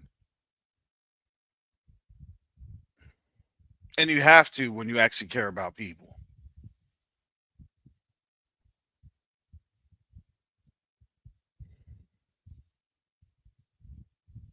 You have to.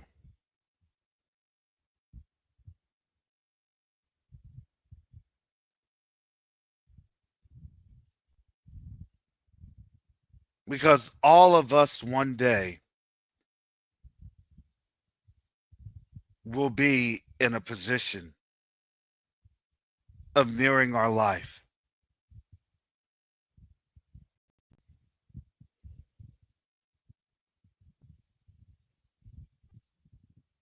And if you do not show your children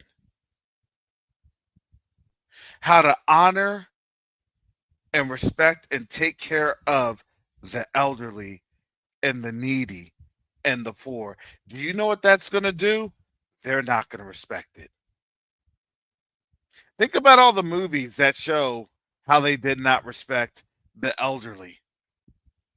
From all the National Lampoon's movies, all of your comedy movies. And then think about it right now. When you purportedly had a senator that said, well, you know what? We all have to die sometimes. Everybody's going to have to die. It's not dignity.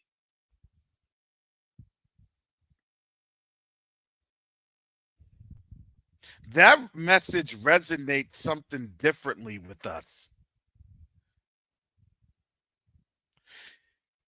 You mean like how our ancestors died working these 16-hour days and even more? Working from before the sun comes up and even working till after the sun comes down? You mean that?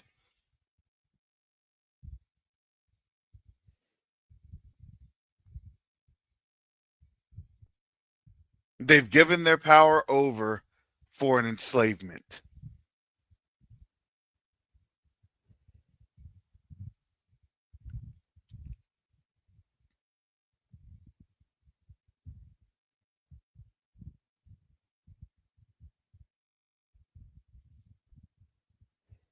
We don't need people that can't take care of themselves. That's literally what came out of the mouth of Elon.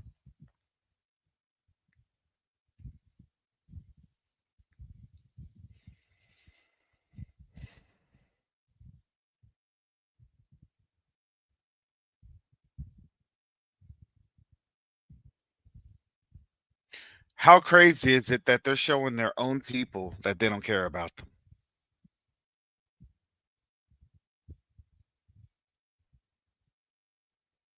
And you know the fantastic thing about all this?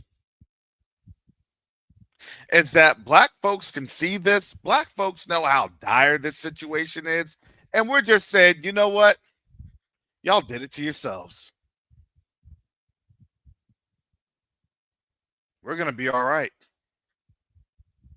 But you know what I think the Most High that this is allowing us to do? It's allowing us to come together as a people and figure this thing on out together as a people.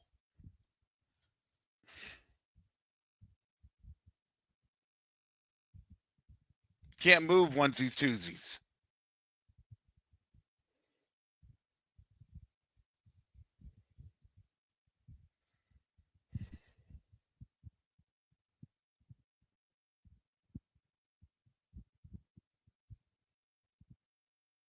Because, yes, vagrancy laws. Vagrancy laws. What are you doing? What's your business? Why are you here?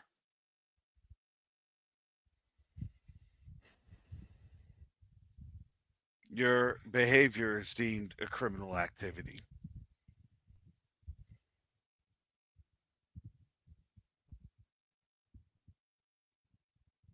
We've already had that.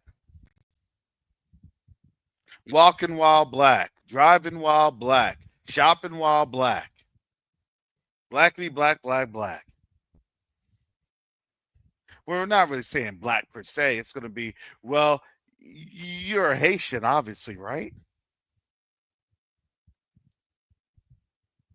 The nuances.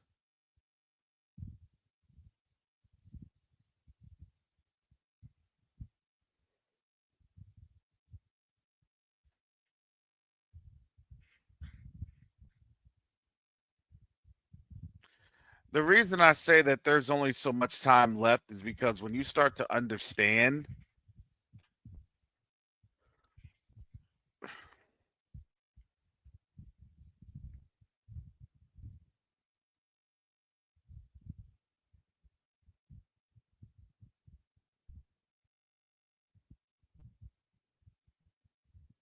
there's no more of the smoke and mirrors.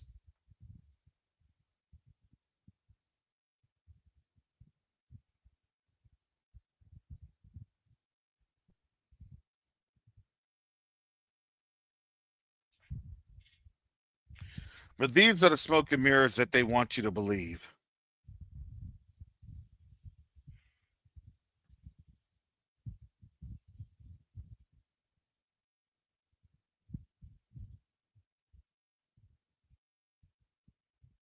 This is literally called controlled opposition. This is literally the new bread and circus.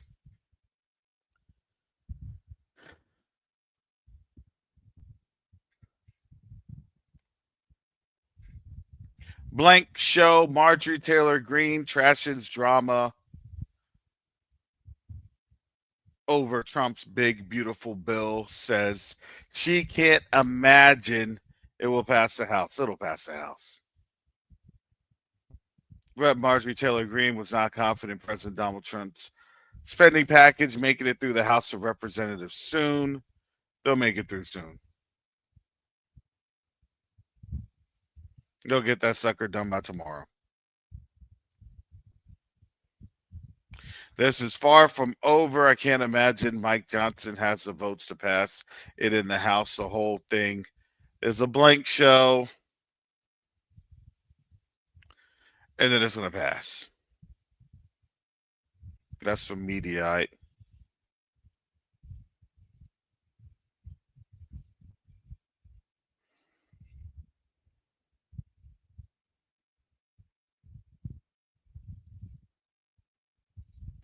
All they're trying to do is they're just trying to act like they're doing something for their audience, their traditional audience. We all know what that means. We all know who that's designed for.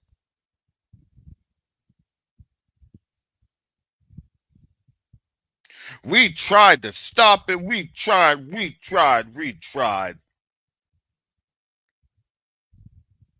Nah, they're not playing us. They're playing themselves. We already know.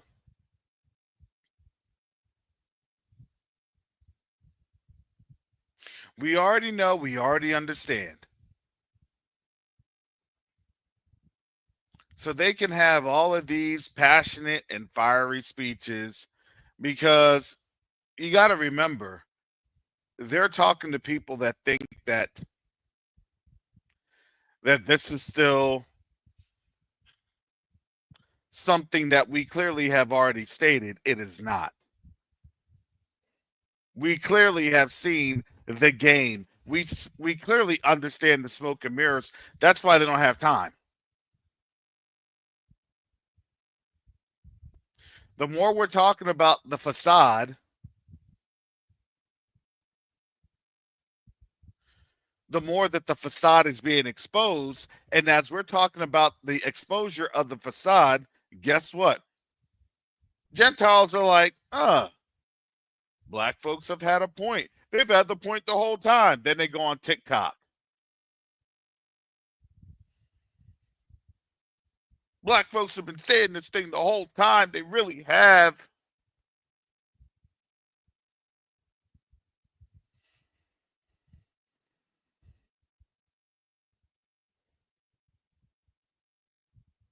For us, when we see the theatrics, we're like, okay. See, we know what the theatrics look like because we've had the theatrics done to us for 400 years. Yep, they're trying to keep the mirage and normalcy.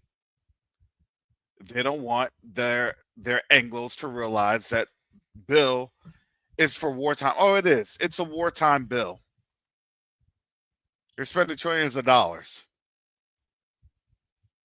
And you know that when that bill goes through, understand everything's going to be downgraded in the United States. It's literally going to be hyperinflation because nobody's going to be borrowing. And guess what? If you can't borrow, then nobody's going to recognize that your money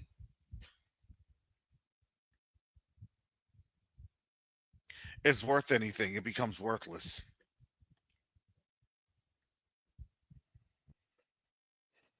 All those folks that went and said, I'm going to retire, I'm going to leave the United States, I'm going to go here and there. Well, guess what? They said, as all things remain constant,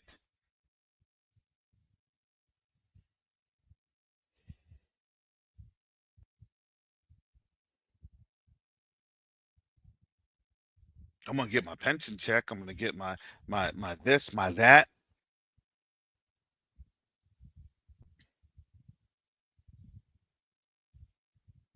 You want to know how bad that's going to be when the U.S. dollar crashes to parity?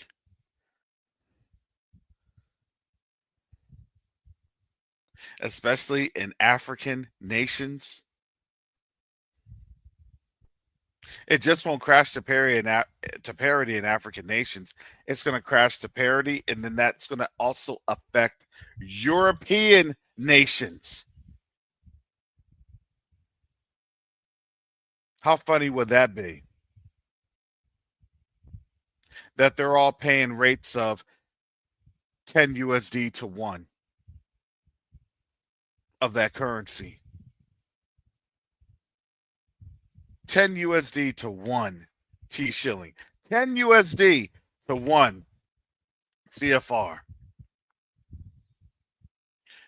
10 USD to 1 Ghanaian CD.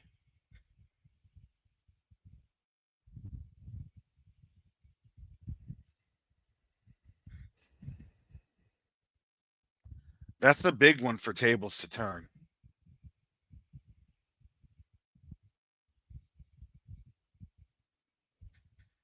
Exactly. For large countries with USD foreign exchange reserves.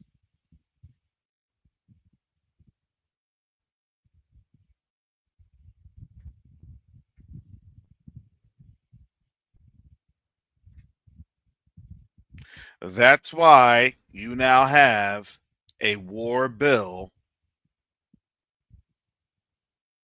to fund a lot of these things, because now you're not just funding external operations, but now you're funding internal operations. Y'all want to know how Japanese internment camps worked back in the day? Now you're seeing it.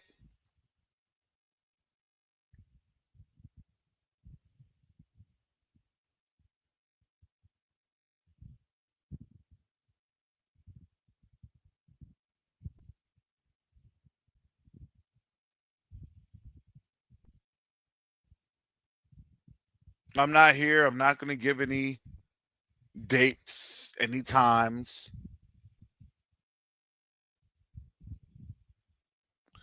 But it's clear to see that,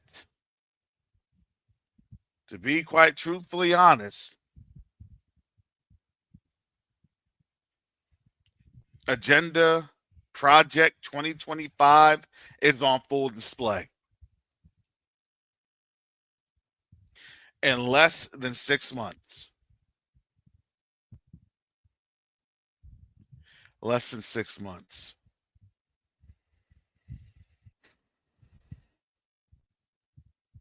I would argue that by that rate of less than 6 months, yeah, they probably want us on out of here by maybe spring of 2026.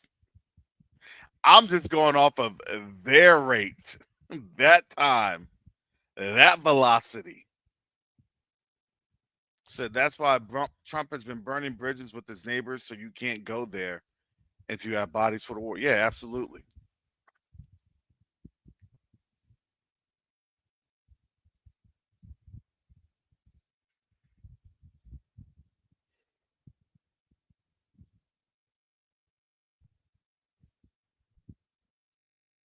Now we're starting to kind of see what I was thinking. What would be the mechanisms of the UN being here with their blue hats? The other nations get threatened by the continent coming together. You know what's happening right now, right? The African Union is actually being called out by Ibrahim Traore of if there's just going to be a do nothing legislative body. Or are they actually going to put strong language in there to penalize countries?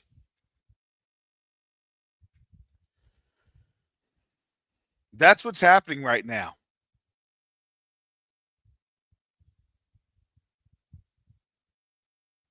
That is really a wholly led AES Sahel Alliance movement.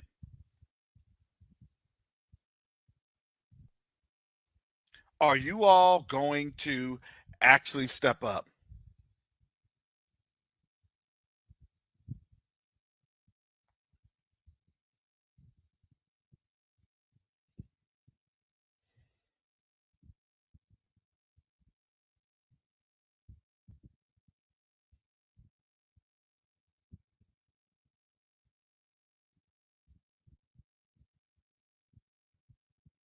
I mean, whatever peace deal that they always broker, it always falls through.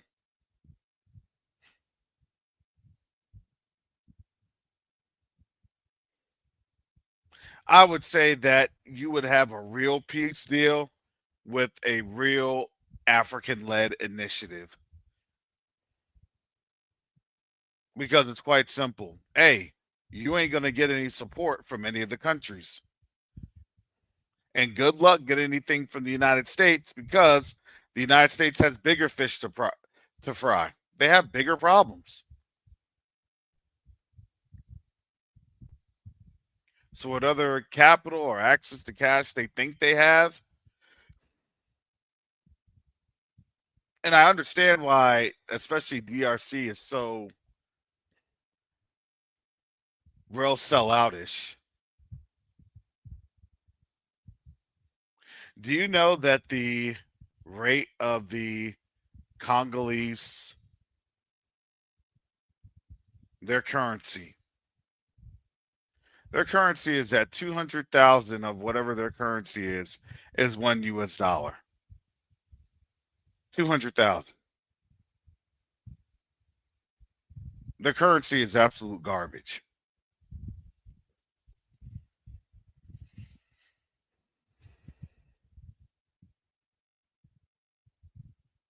$1,000 is $1 trillion, or like 10 trillion, something like that.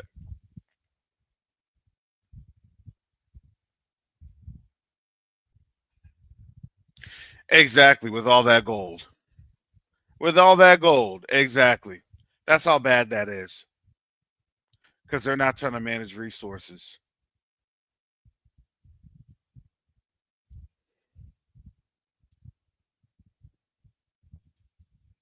And it's not that they're not trying to manage resources. You have puppets in play. You have puppets in power, and that's the worst.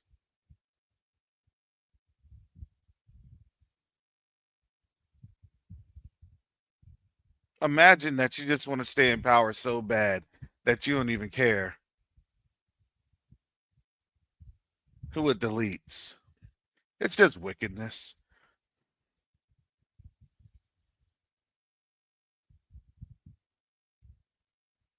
It really is. And it's very sad. It's just pure, outright wickedness.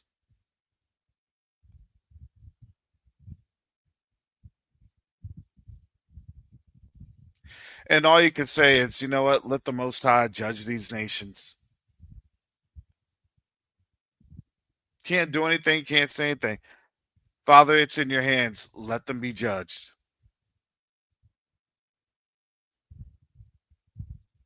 All we can do is cry out and say, Father, please judge these nations' wickedness.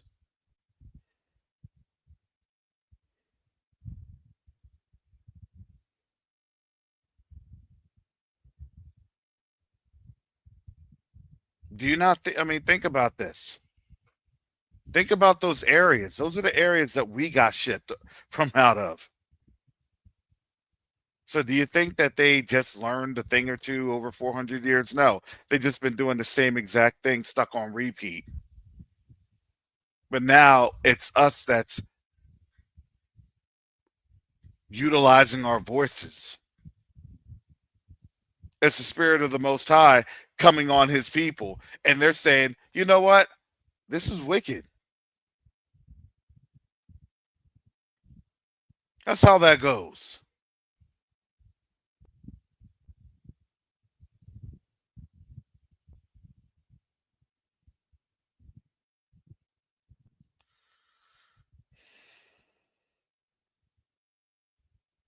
To have all the wealth. Do you know how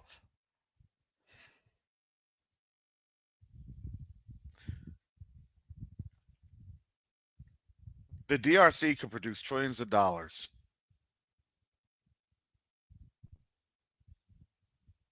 Trillions of dollars.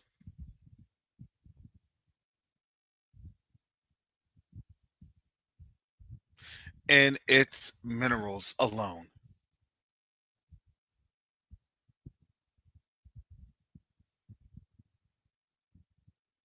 So when people say, how did Africans sell other Africans?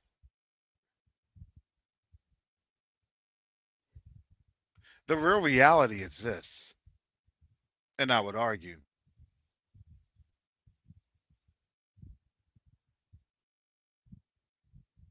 how did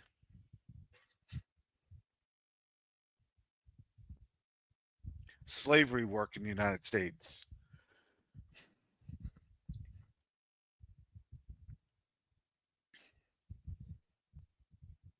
How did slavery work in the United States?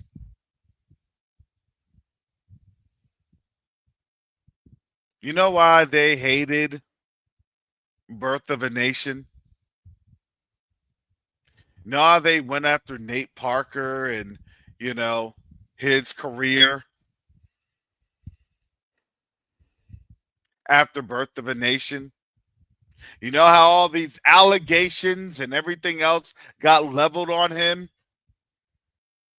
after he created Birth of a Nation? Because he actually explained how the system works.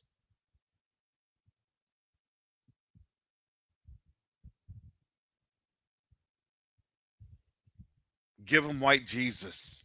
Give them missionaries.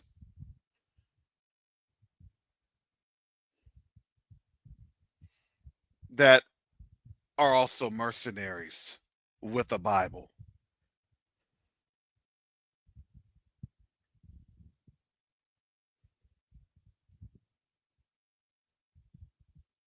And then you put the pew pew to their head and say, if you don't do what I tell you, then guess what? I squeeze the pew pew and you go bye bye.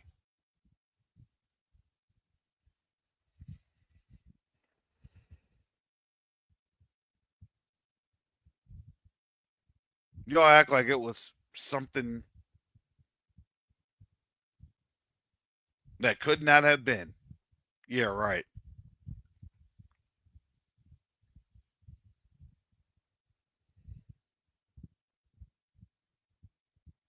And how many of our people that said, nope, we're not going to do it? How many of our people got executed here in the United States? This is why I don't like to tell you about this truth, and they call it CRT and they call it everything else besides truth.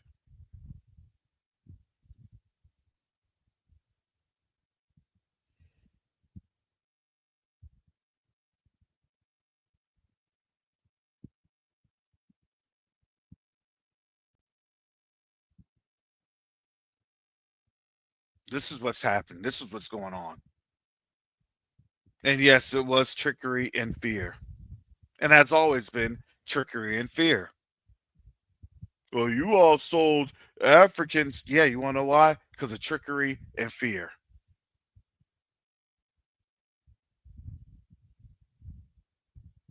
Why do you think you've never had any type of legislation for African Americans?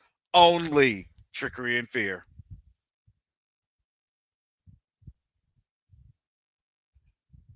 You know, all these other states and places that say, oh, you know what, we're not going to do reparations, trickery and fear. Oh, you didn't know that when you became as a black person? Have you all known that like basically every single, I'm going to say, yeah, basically every single politician that they have here in the United States have some sort of a moral issue?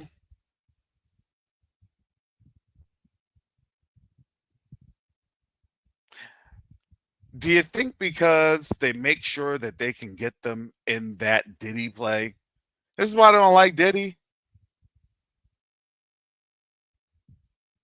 It's not what he was doing, or what it's not what he was doing. It was he was using their tactics. He was using that playbook. Nah, you can't be doing a Jeffrey Epstein. No, no, no, no, no, no. That only works with us. We're the only ones empowered with that.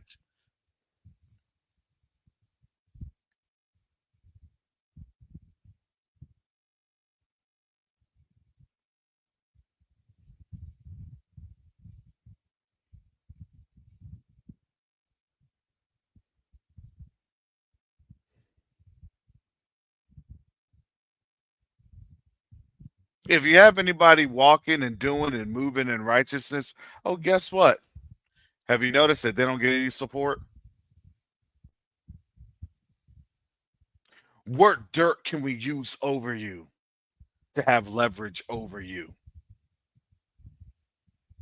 Well, if we don't have any dirt on you, then guess what? We're just going to put you down.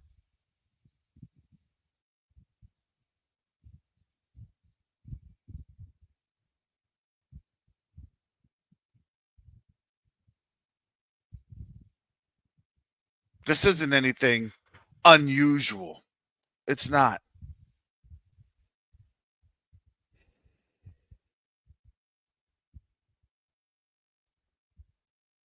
And then when they ask, well,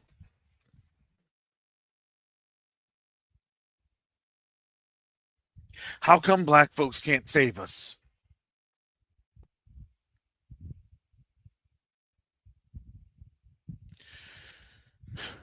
Because we have to come in here and we have to now strategize and understand how to move within this system that they created. How come you all can't save us? Because we're trying to figure on out how long we have until we get that final order. I'm not scared. We all shouldn't be scared. You want to know what the funny thing is? None of you all should have been scared at all with this. We all knew this was coming. We were all talking about this day coming. Hallelujah. Thank you, Father. Your word never fails.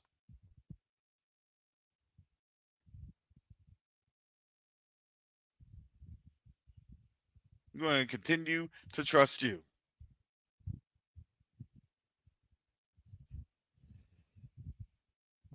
We're going to continue to move how you need us to move. We're going to continue to walk how you need us to walk. We're going to continue to do what you have commanded us to do. Not looking to the left, not looking to the right. We're just going to keep moving forward. Keep moving forward.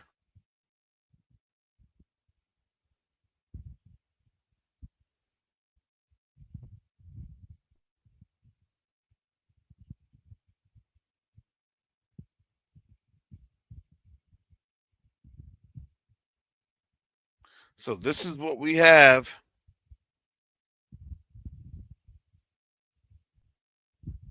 Tomorrow I will share the link for the NeoDiplomacy Town Hall that will go over the recent Supreme Court decisions. Thank you again, Max. Don't be Lot's wife. Exactly. Keep moving forward.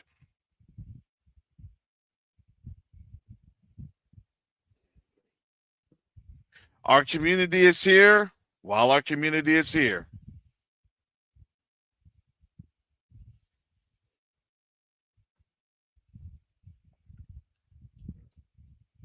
I'm going to continue to do the work.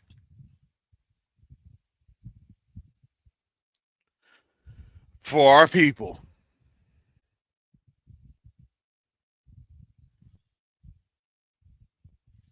I just think it's funny because I had this conversation literally last week. Last Tuesday, matter of fact. With someone on the continent. And now this week, here we are.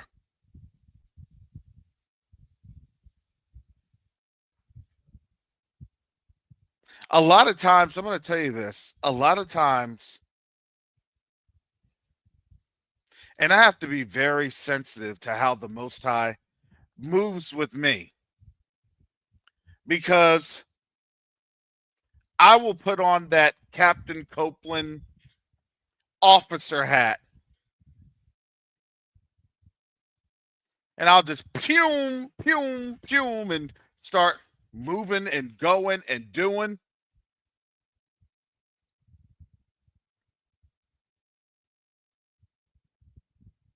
But you know how the Most High has had to deal with me?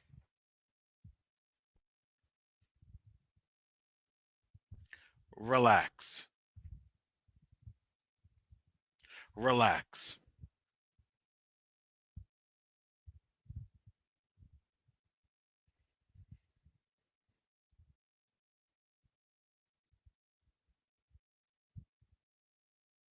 But Father, but Father, but Father, but Father. And you know what? I had to say, Father, thank you.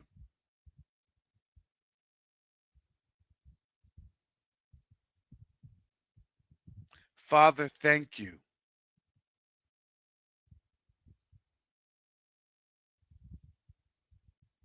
It's not that we stay stagnant, but sometimes The Most High does he does all the important lifting. He does a lot of it. And then I have to say, thank you, Father, you're working there. What do I need to be doing? Oh, yeah. Please visit NeoDiplomacy.com. Please order your book, The Rise of Africa, the Continent, the Diaspora, and BRICS. Please look at our other channels, our other platforms.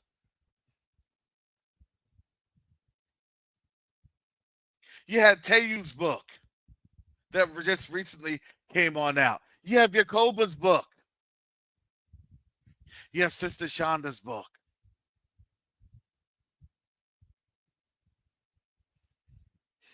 You have books from our other brothers and sisters, from Sister Fatea, Thy Written Word, from Brother Garth, Faith and Fitness.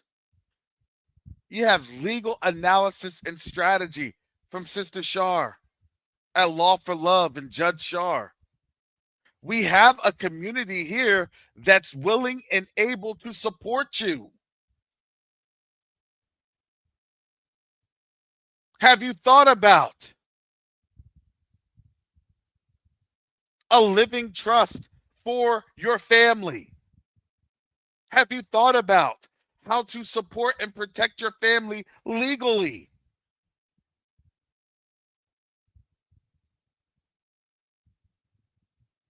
This isn't the time to be paralyzed with fear. The Most High says to do what? Fear not. This is the time that we have to continue to work.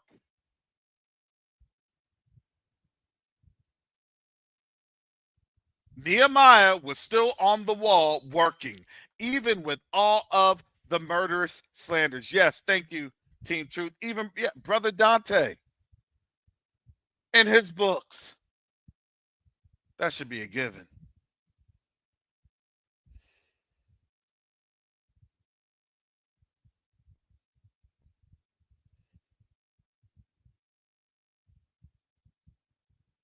You have Brother Ron with Hebrews to Negroes.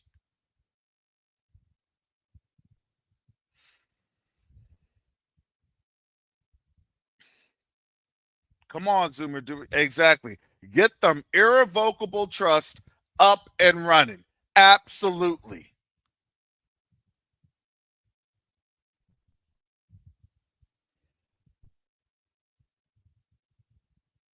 Everything in this community to go through this. We were going through this trial as a nation, as a family, as a tribe, as a remnant.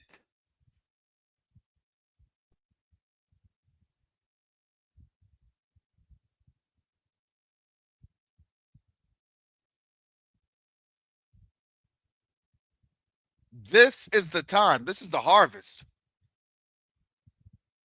Because why? Because the Most High set up so many great conditions for us.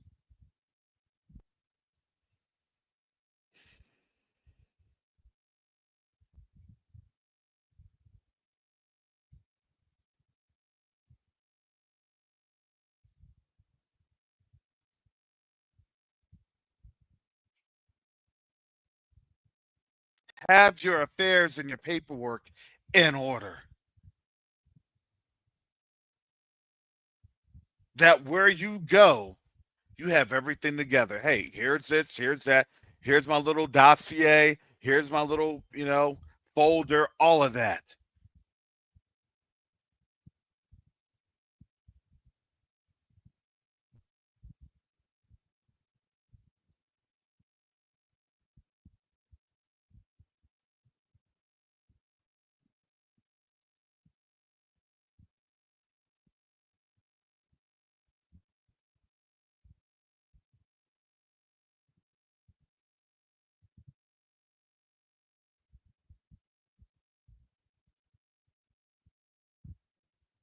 The Most High has literally given us tools.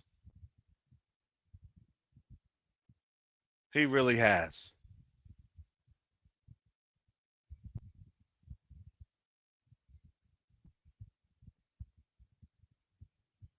the question that we have to ask ourselves, and I ask that to me ask myself this every single day. So don't think that I'm beating people up. It's not.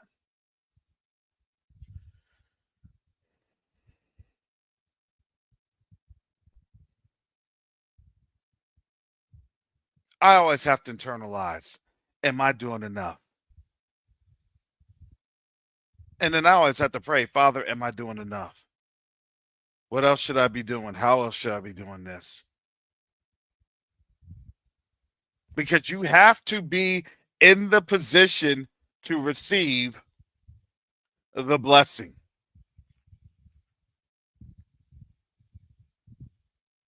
That Eurocentric Christianity nonsense. Oh, I prayed for millions of dollars and I got it. Okay.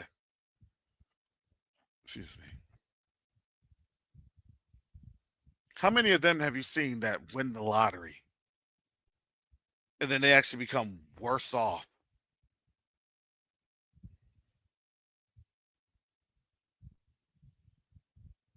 I still remember the horror stories of a brother here in the Tampa Bay area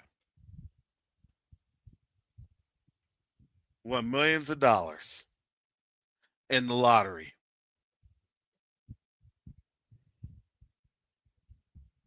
Had all the money stolen.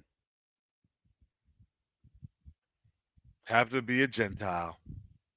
Not only did she steal the money from that brother's family,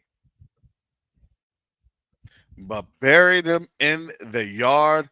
And when she buried him in the yard, had the driveway concrete poured over where she buried him at. Isn't that some wickedness? I kid you not. This happened back in like 2009 or 10. It was horrible. Because why? Because we don't do things with wisdom most of the time. Yep, his name was Shakespeare. Yep, I'm glad y'all remember that. His name was Shakespeare.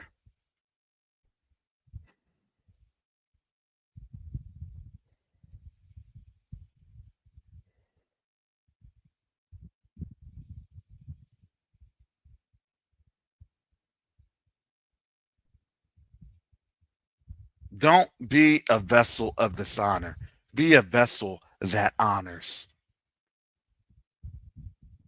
We honor the Most High each and every day through how we say things, through how we move, through how we work.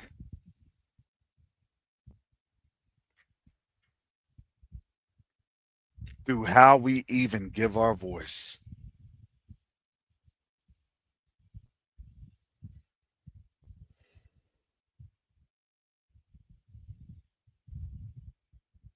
So, if you don't believe that this is a time where the Most High can pour out his blessings,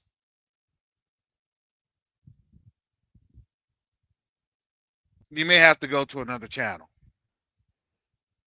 Because I believe that as we declare and as we decree, then guess what? You're going to see a lot of things happening. This is a decreeing and declaring season. You see how these strongholds are literally being torn down?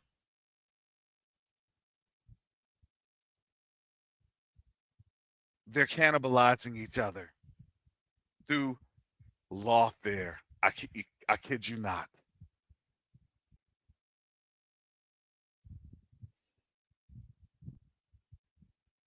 Stay out of their fights. Don't go to any type of, marches or demonstrations. Just stay out of it. That's not our fight. That's not our portion. Why do you need me to clean up a mess that you all created? That's it. That's what I always say. Because if I clean up a mess that you all created, then you'll say it's my mess. I'm not doing that. Simple, easy, squeezy, peasy. You'll learn all about these simple techniques. You can visit NeoDiplomacy.com today.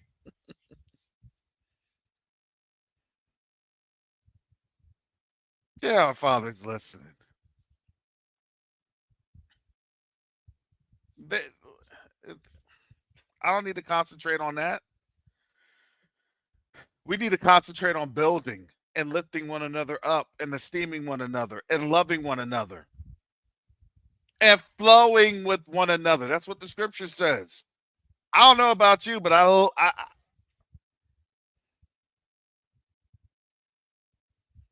I choose to obey his word.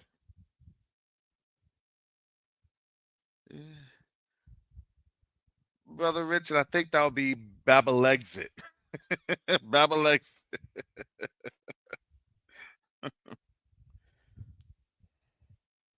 Yeah, they're looking to now trap you in their little, you know, intellectual booby traps. Well, that's going to be your problem.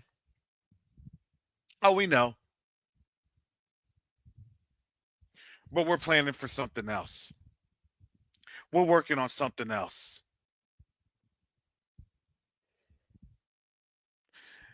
And we're working on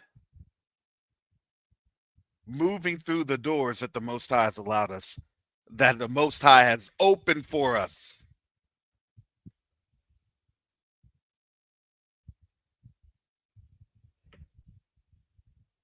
Really, what doors can I see? No.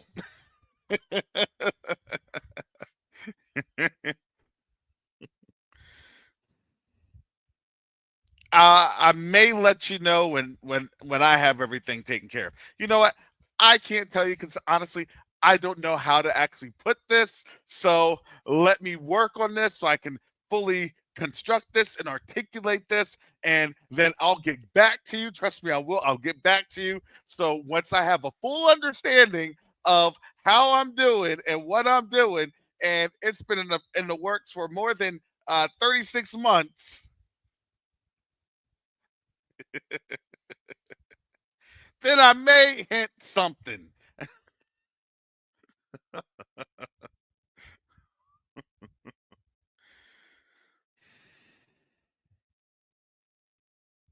I don't want to feel left out. Well, I'm sorry.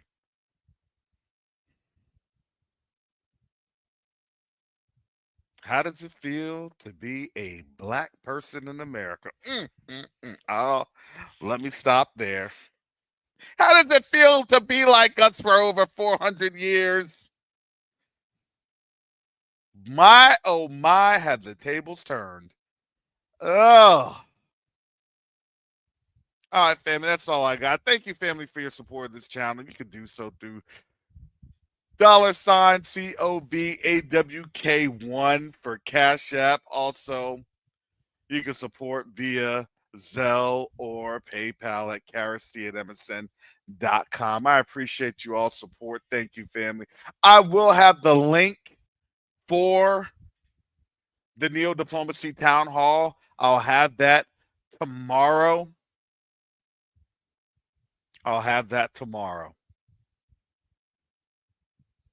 For the July 20th date. Mark your calendars, July 20th. And again, that town hall will be for free. Sister Shar asked for a love offering.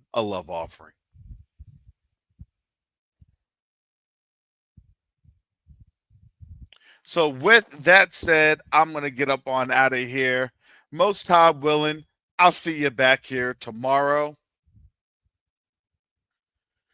But I'm going to ask you all, family, please keep me in your prayers.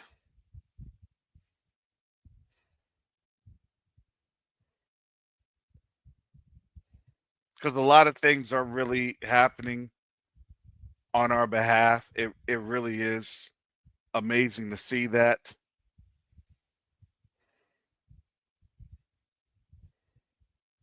Trying to get some things finalized. And we're kind of towards the end of that first process. Also, family, please support the container. We are on the cusp of getting that delivered.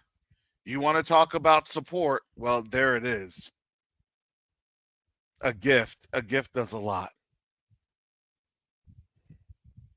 Not just in Burkina Faso, but I'm also learning that with all of these other endeavors that I'm doing. So, again, please keep me in your prayers, because this isn't really, it's not just for me. This is for us. Actually, it's not for me, because what I'm trying to do, I can't do this by my own. It's not the intent. The design is always for our family to be able to do what the Most High needs us to do.